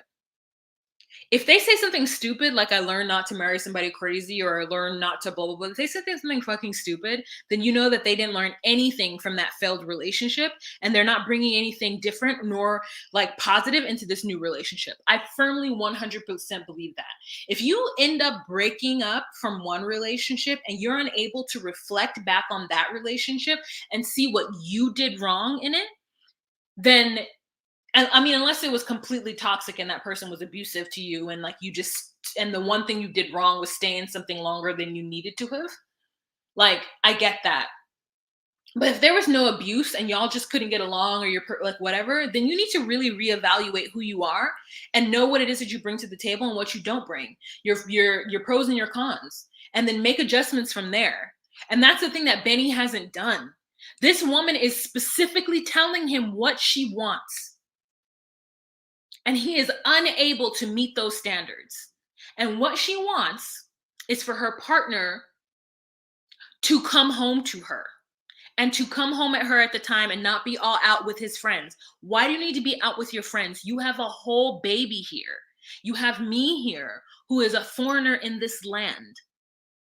If you want to go out with your friends, let's say once a month, and then I go out with you, or I go out with you, we go out maybe we go out every Saturday. Maybe every Saturday you and I go out, we have a good times with your friends, without your friends. And then maybe on a Sunday you want to hang out with your friends. Play some cards, some dominoes, drink some cervezas, hang out, shoot the shit once or twice a month. That's fine. But it's only because you and I as a couple are going out and having a good time. And I recognize as a secure individual that maybe you do want to hang out with your friends without me a couple of times a month, not a couple of times a week, because you don't have a job. You're not paying these bills. You're not taking care of home. So if you're not financially taking care of home, the literal thing you can do is physically take care of home. So I don't care what it is that Ari's done. I don't care if you guys want to hold Leandro against her. What she did with Leandro, yes, was not the move. But him making the same choices over and over again, because believe me, if she wasn't pissed off with him from prior shit, if the nanny wasn't her best friend, if his sisters were a little bit nicer to her, then the Leandro fiasco would have never fucking happened. If things were right in the house that she's paying for, yet he has created, if things are right in that house, then this wouldn't have happened. And for him to then still not take that bit of information and give his fiance what it is that she wants, because she's given up her whole entire life for him and paying his way in his own country. Come on now. Come on now.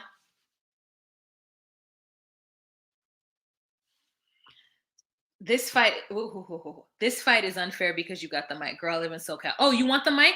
You ready? Put some makeup on. Put some makeup on right now. Send me your email. justcallmewa@gmail.com. Oh, anybody who's ready. Anybody who's ready. We can go. I got time, sis. I got time. We can go. Put your makeup on. Send me an email at justcallmewa.com and I will send you the link. We can go one at a time. I'm not playing with any of you. Reed, send me an email right now. Pink, Jeep, send me an email right now. I'm waiting, sis. Justcallmewa@gmail.com. Send me your email. Send me an email, and I will email you back the link to this.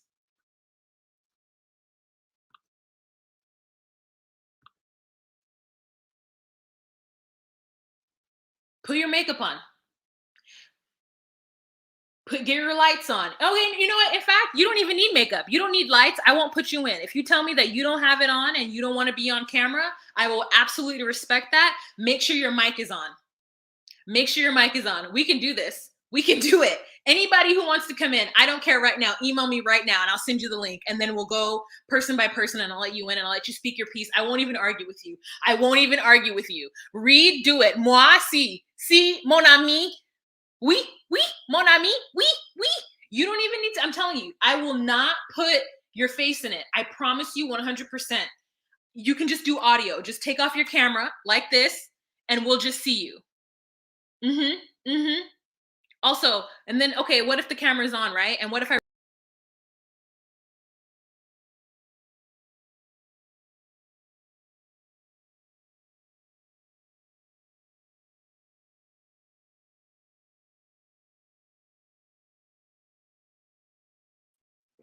could you still hear my voice when I was all away? Okay, you can't hear me. Okay, then what you need to do is keep your camera shut, and I'll put you on. Just keep your camera shut. Bitch, we about to leap. Okay, I'm ready. I am ready. I will make this fair. Just take your camera off.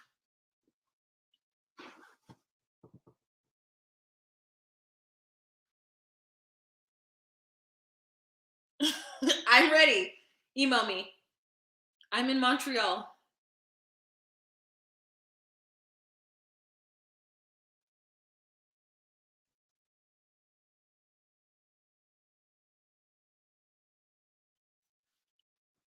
I won't put your I promise you I won't put your face on. I'm still waiting. Anybody. I'm not even just calling out anybody. Bitch, you doing a good job, bitch. You doing a good job. You doing a good job. I'm ready. I am ready. I am ready. Don't worry, guys. Don't worry. We all be just chilling here waiting. You don't know my opinion. You know my opinion.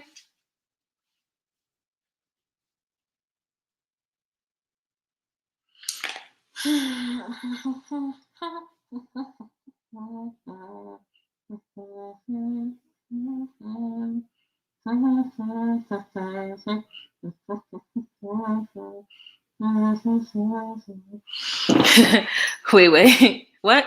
We can't talk until Waz looking at her comments or else she's arguing by herself. I don't watch this anymore. Just came for the virtual hangout, looking forward for the verbal tussle. I would, but it would be more to agree with you, and I'm headed out. Otherwise, I have no problem with my beautiful face. Okay, I'm ready. Anyone? You just got to email me. I'm going on to my Gmail right now. You just got to email me. And this is an open invitation at any time, you guys. If y'all are like, hey, I would like to go on, you can come in. Just go to justcallmewa@gmail.com.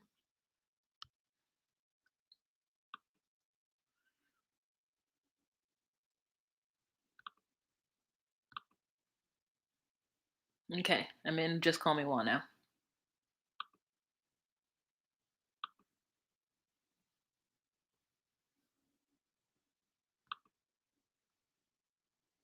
Oh, I forgot to put on, excuse me, monetization on this dang video. I just went live too quick. I forgot to do all my other stuff.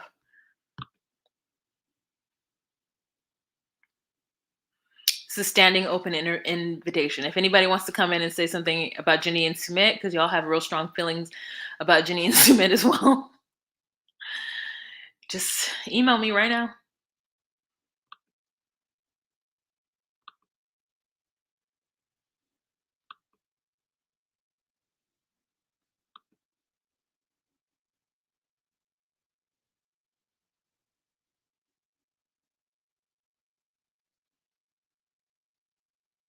I didn't add a thumbnail to this either. Girl, that's crazy. I have a thumbnail. Okay, let me add a thumbnail. Oh, I got an email. Here we go, girl. Red to go. Red to go. Let me add this thumbnail real quick. Sorry. I know I'm being terrible. Hold on.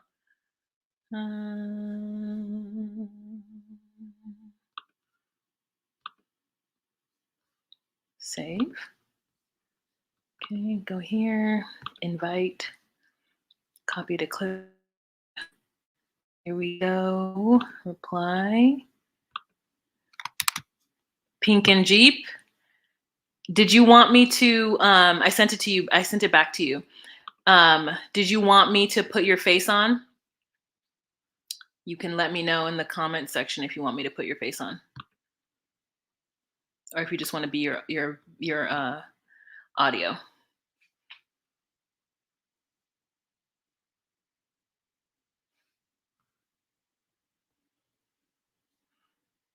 Pink and Jeep has been sent the link.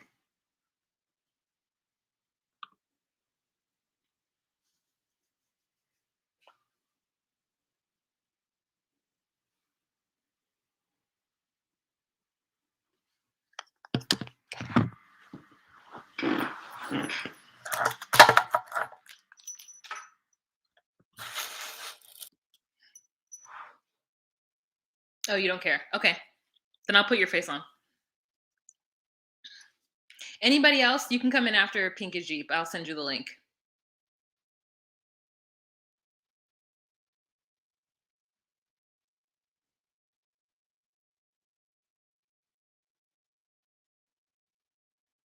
I don't know what the plan for oh, here she is.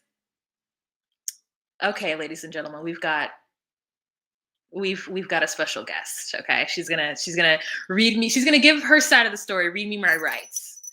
She's ready. She's ready. She got her hand on her cheeks. She ready to go. I can see a little preview of you, girl. I'm about to bring you on. Okay, here we go. Okay, I honestly forgot all the points that you made, but I want to say that from the beginning, Benny did get them a house, and they went there, and her mother went there, and they just didn't like it.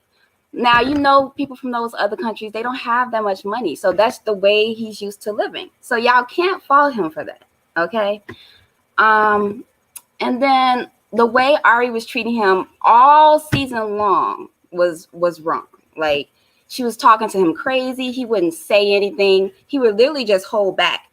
And if somebody was talking to me like that all the time, I wouldn't want to speak to them either. I would shut down. And so now we're seeing a mad Biniyam, and he's just like lashing out. Probably not in the best way, but he's lashing out.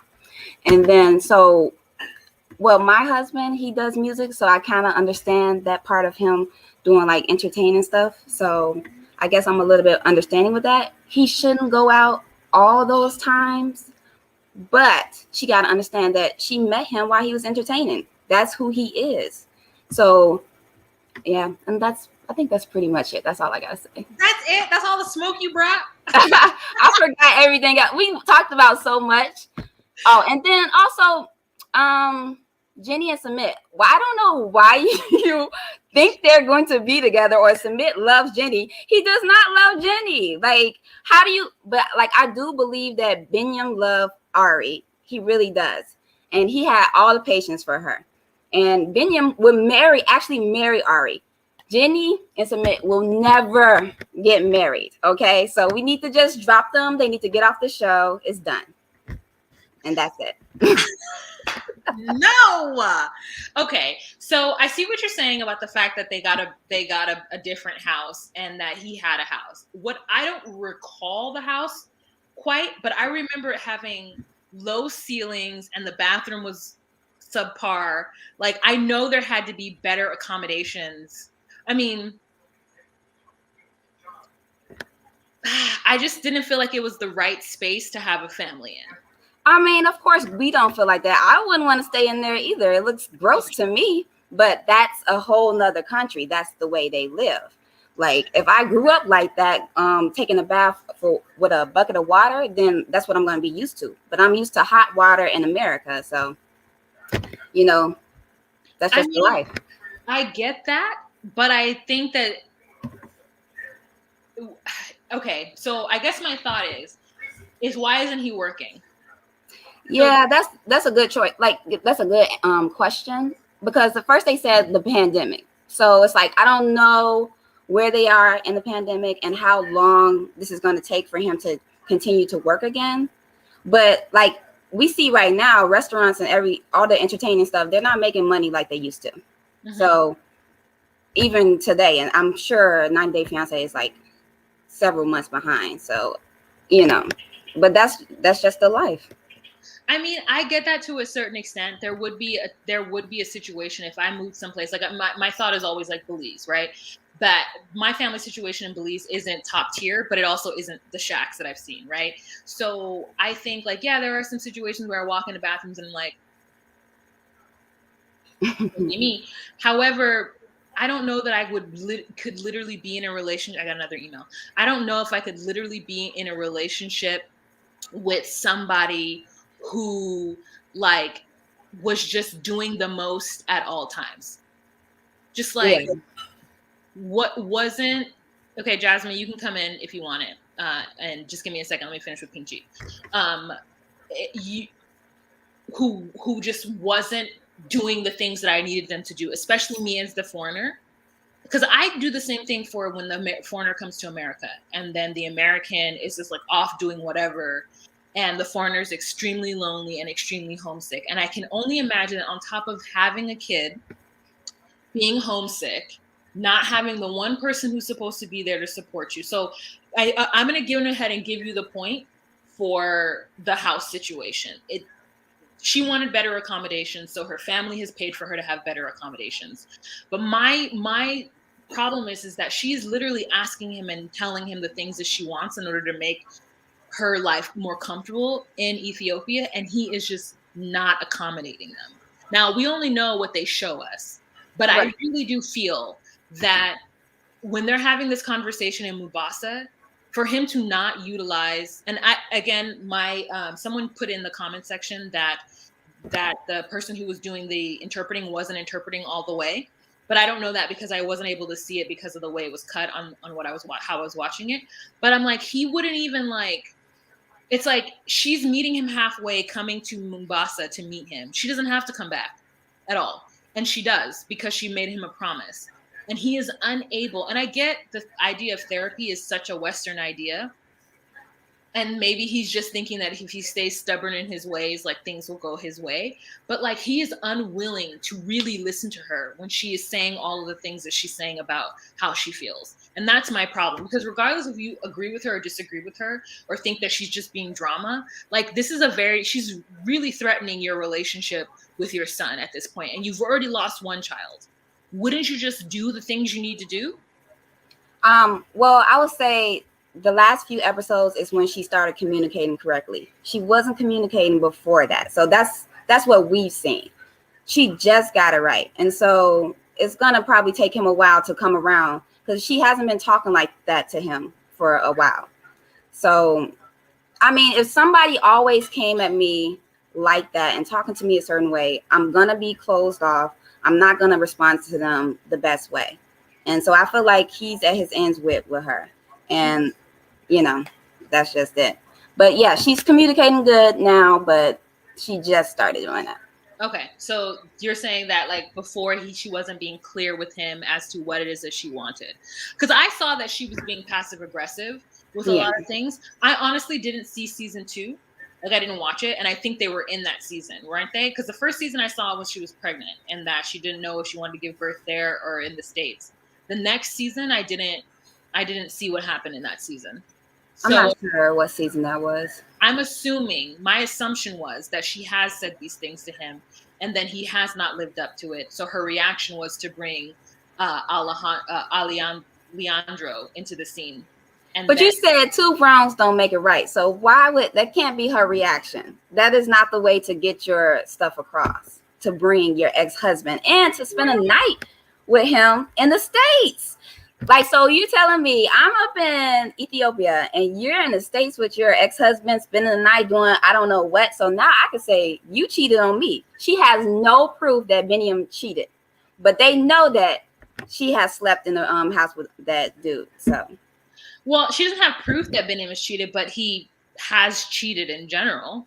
But how could you hold that against him? Like, it's like every person that you've dated has a past. So how could I bring up somebody's past with another person?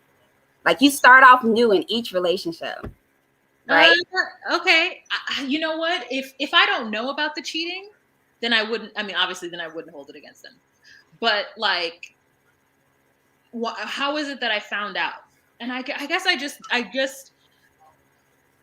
I see what your point. The reckless talking. Yes, I would enter the ring defensive, but I just don't think that Benny. I think he's gonna lose his son. Now I don't know because I don't do any like 90-day fiance tea, so I don't know if they're still together or not or what happened. But I just know like if I'm calling you to the table to have a conversation and you're closed off, you get one chance, and then after that I'm not gonna hold your hand anymore. And so like. I think he has more to lose than she does because she is just going to go back to her comfortable life. Hold on real quick. Who is this? Jasmine, if you want to come in, you can go in. I don't know that you're here. So I'm going to talk to Pink Jeep as long as you're not here or as long as she wants to talk. All right. But thank you so much for coming in. I appreciate it. Oh, thank you. You're my favorite YouTuber. Oh, great. Great. I'm always interested to hear your guys' opinion of it, and absolutely right. I noticed that Reed didn't come in the room. She was all hostile. You was like, "Come on!" I'm like, "Oh, hold up." And then as soon as you said that, I'm like, "I forgot everything I wanted to say." Well, you know what? I'm gonna tell you, and I'm gonna tell anybody. It's an open invitation. If you guys feel really strongly about a couple and you want to talk about them, and especially if it's an opposing view, I'm always open to that opposing view. We can have that conversation. And just let me know, and I'll let you in. I'll send you the link. Anybody can come in to do that. So yes, thank you so much. If you want to say anything else, we can continue going. But otherwise, I'll let you go. All right. See you later. Thank you. Bye. Thanks for coming in. Okay. Anybody else want to come in? Oh, now Reed's thing is behind. Now her stuff is behind. I said, Reed, to email me at justcallmeWah. Jasmine, I sent you the link. You haven't come in yet. So I'll send you the link. You just join in and I'll let you in. So what happens is I send you the link. You click on the link. You set everything up. And then your picture pops up down below. Oh, here's Jazz. Okay, I'm gonna let her get ready. I'm gonna let her get her camera ready. Okay, I see she got a pink hair and or a bonnet on. There's a baby with her. She is ready to come in. Girl, you ready? You can shake your head and tell me you're ready. Okay, here she comes. Hey, y'all. Hi, say hi. Hi. I gotta do this when my other son is here because he knows that I love you, and he's always like, "Are you watching Wah? Is that Wah? Who's that? Look, you say hi. Look, Hi, baby. say hi." It's like, what is happening to me? What is happening? Hi, friend. Hi. Hi, You friend. said Wah. You see her all the time. Hi, friend. Nice. All right, what are you gonna say? What's your opinion on this? Oh, girl, I have no opinion. I just want to say hi. I just wanted to say hi. We just wanted to say hi. You can let somebody else in. I think Reed got a lot to say. Reed is talking about my stream is behind because I'm trying to watch Insecure Review. So she didn't she don't know. She was she was typing real tough. Yeah, girl. No, it's nice to talk to you though. Oh, nice to talk to you too. Just let me know.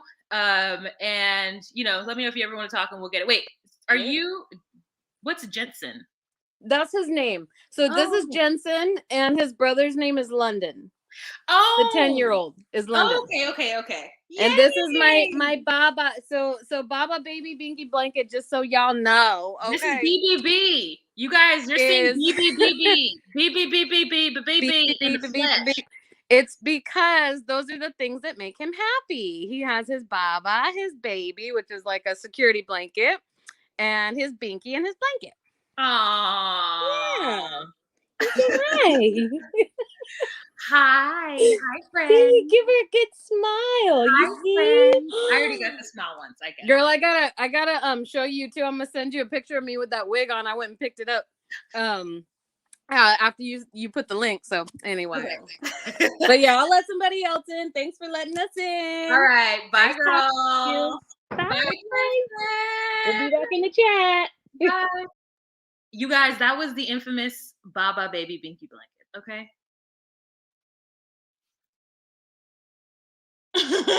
We are doing things tonight, okay? We are doing things tonight. Here, let's see. Anyone else emailed me to come in? Huh. No one else.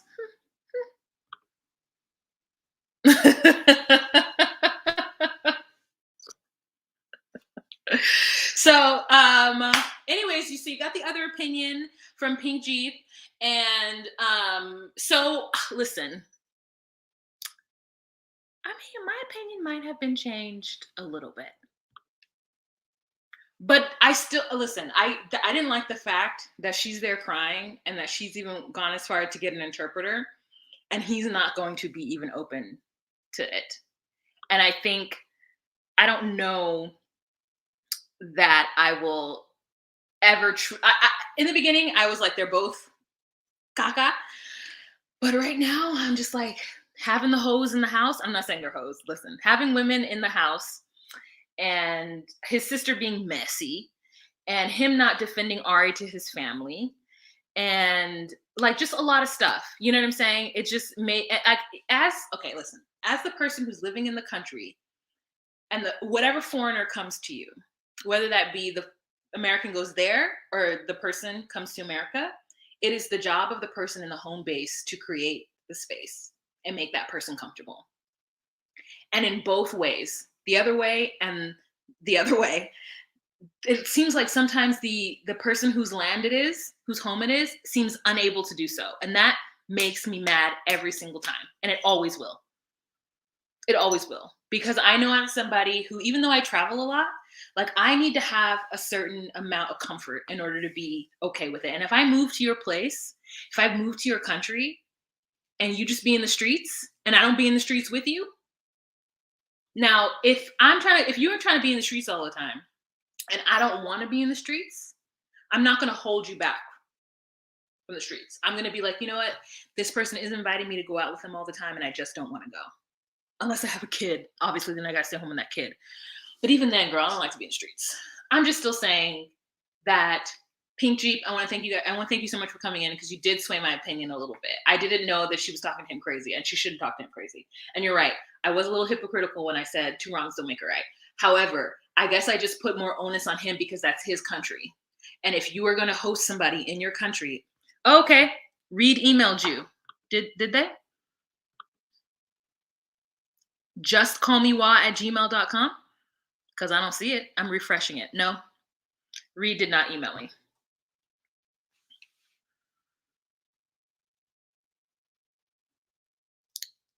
I'm gonna put it in here. Just call me wa@gmail.com. Did you spell it correctly? Oh, here it is. Here it is.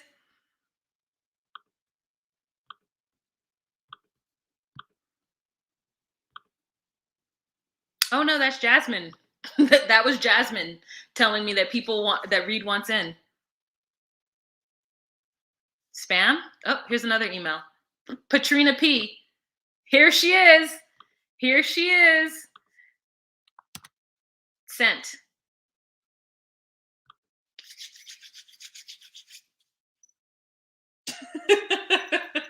Here she is. Let's see. Let's wait for her to get in there. So yeah, let's hear what Reed has to say. Sent you a link, girl. Do you want to be in it? You can let me know.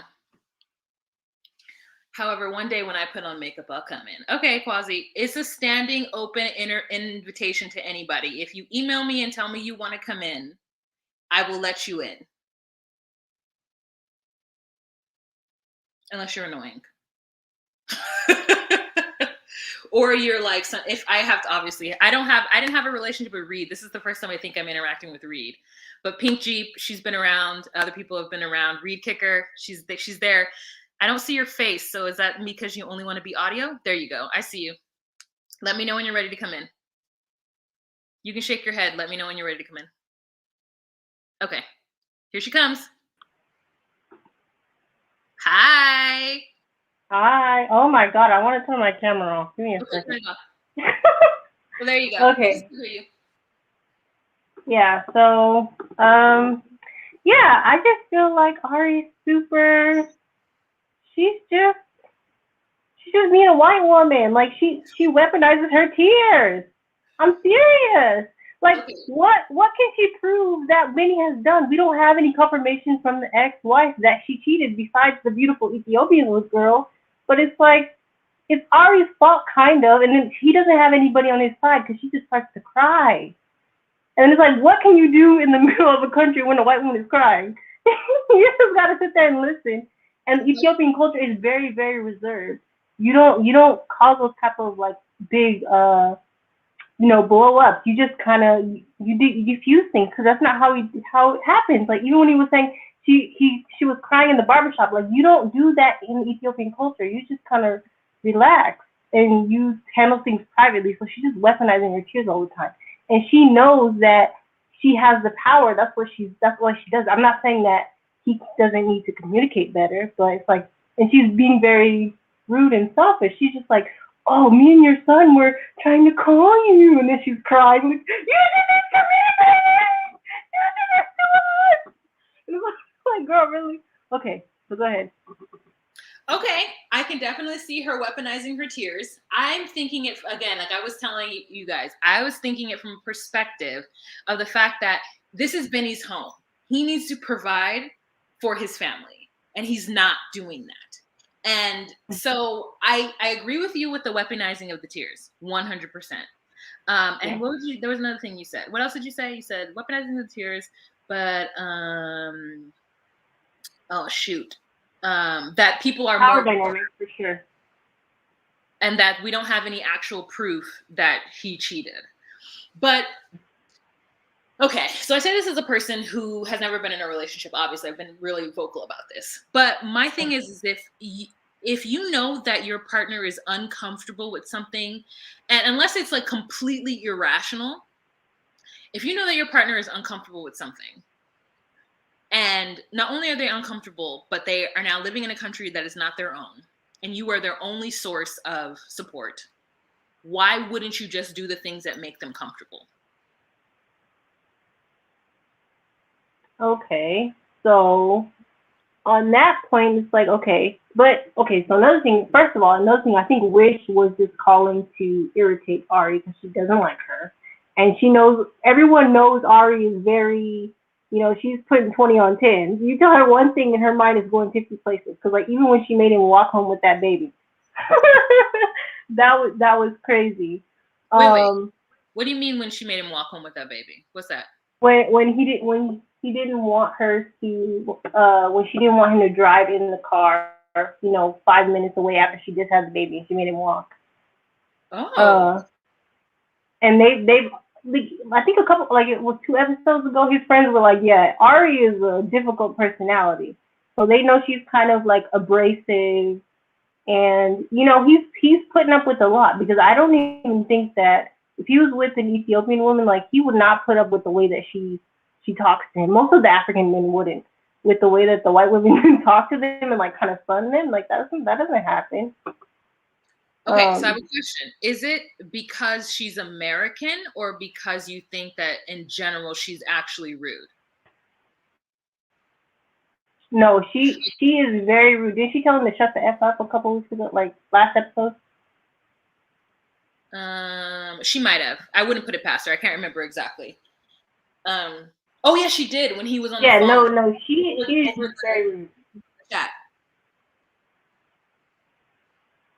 Yeah, so I agree he shouldn't turn off the phone, but if he knows how she is and like what he said was you start off nice and then you then it becomes an argument. So it's like she may be like, hey baby, I miss you, and he's like then it's like going 20 on 10. So it's like that's just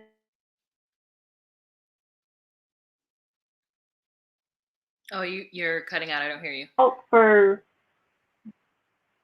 hold on. Oh, you said that's just, and then it cut off. But okay, I can definitely see your point with that. I definitely see your point. You guys are both bringing up great points. I love this discord. I love this discussion.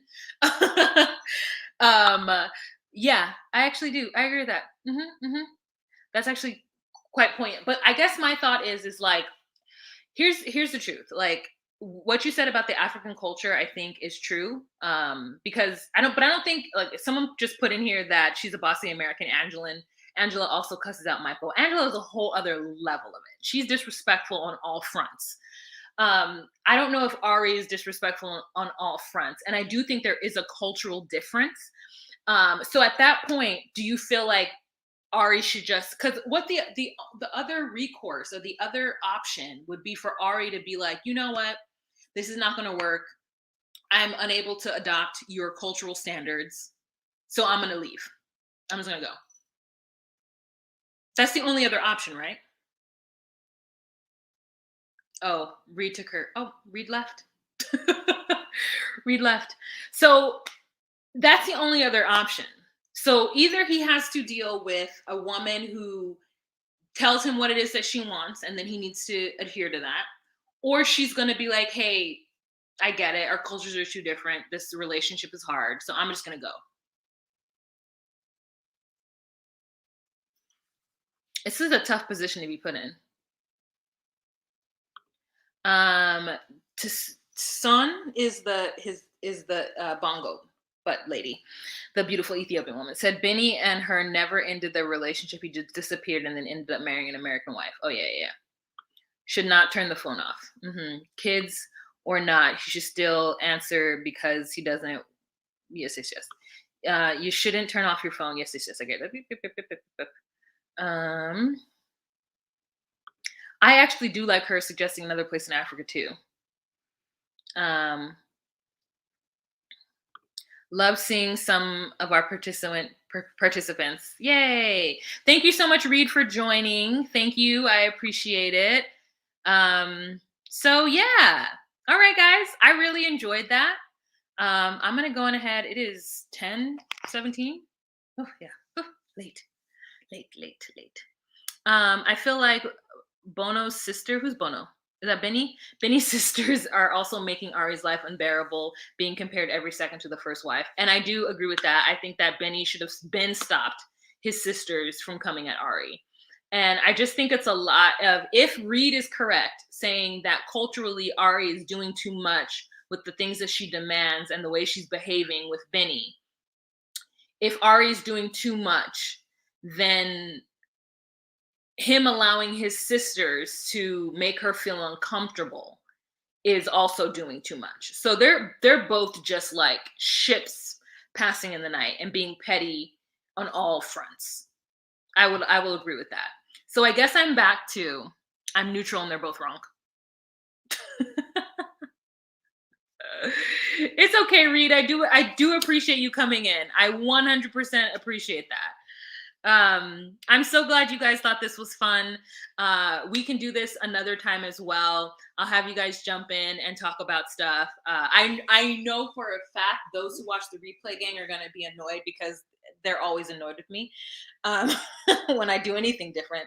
So, but I had a good time and I thought it was really great. Ari was too nice to his sisters. I would have told them off, and she can't. She cannot. She cannot. Oh, thank you, Jessica. Thank you. I can understand them being a bit nervous. She's like the other chick, but it doesn't help things with them bringing it up all the time. I agree. Jasmine says, I was more on Benny's side for the long run, but I am now team both wrong. All right. Thank you guys So dating doula, I meant to girl, things got so busy. When I get settled in, we'll do a video together for sure. Okay. I hope you guys had fun. In fact, I know you had fun.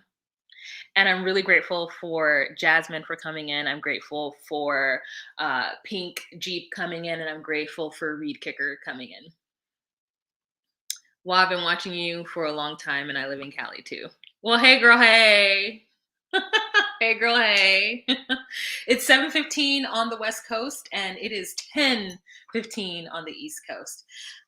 Comfy nights. I've never seen you before. Hello. He should have stopped doing all of this long time ago. He's been grown, but with the way he acts when she's not there or kids are no, should have stopped. But I think that there is a cultural difference. I really didn't think of the way Reed Kicker, I think, brought up that great point about just the fact that maybe Ethiopian women are different or would have handled different, even though part of me is like, not all Ethiopian women. There got to be some Ethiopian women out there who are like, no, you know, just like I know there are Nigerian women out there who are like, not to say that Ethiopian and Nigerian are the same. I'm just saying, I feel like we can't, I just cannot believe that all Ethiopian women would have been chill about it. Maybe Tisan would have been it. I don't know, but we'll see. All right. That's it, you guys. 2 hours. I think I got to go to bed. I got to be at work early tomorrow, and I'm jet lagged. It's a lot. So thank you guys so much for joining.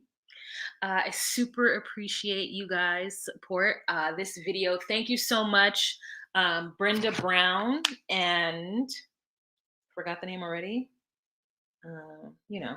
Oh, LaKendra. Another sponsor of today's video is LaKendra Ross. Thank you so much for the Chase Quick Pay. Love it, love it. Let's go back and see whom else. Do I have a super chat? I don't. That's fine. Let's see. I can tell you right now who did it.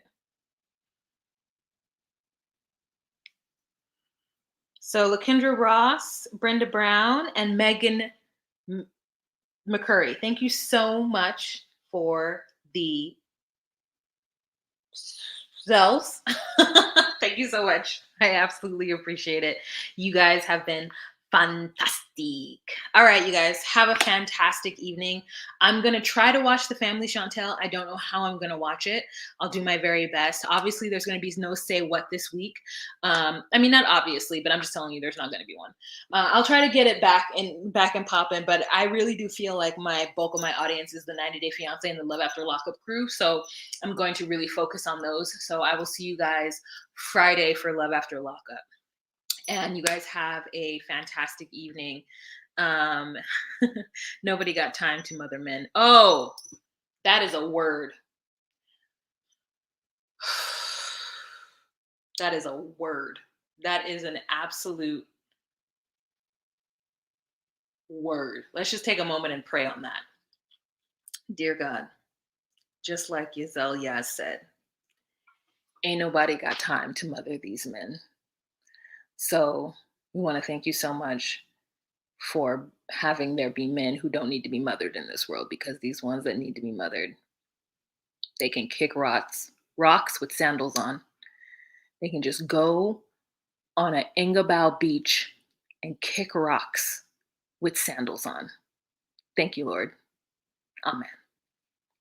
All right, you guys, have a fantastic day. Remember to be you, be true, and find your place. Bye.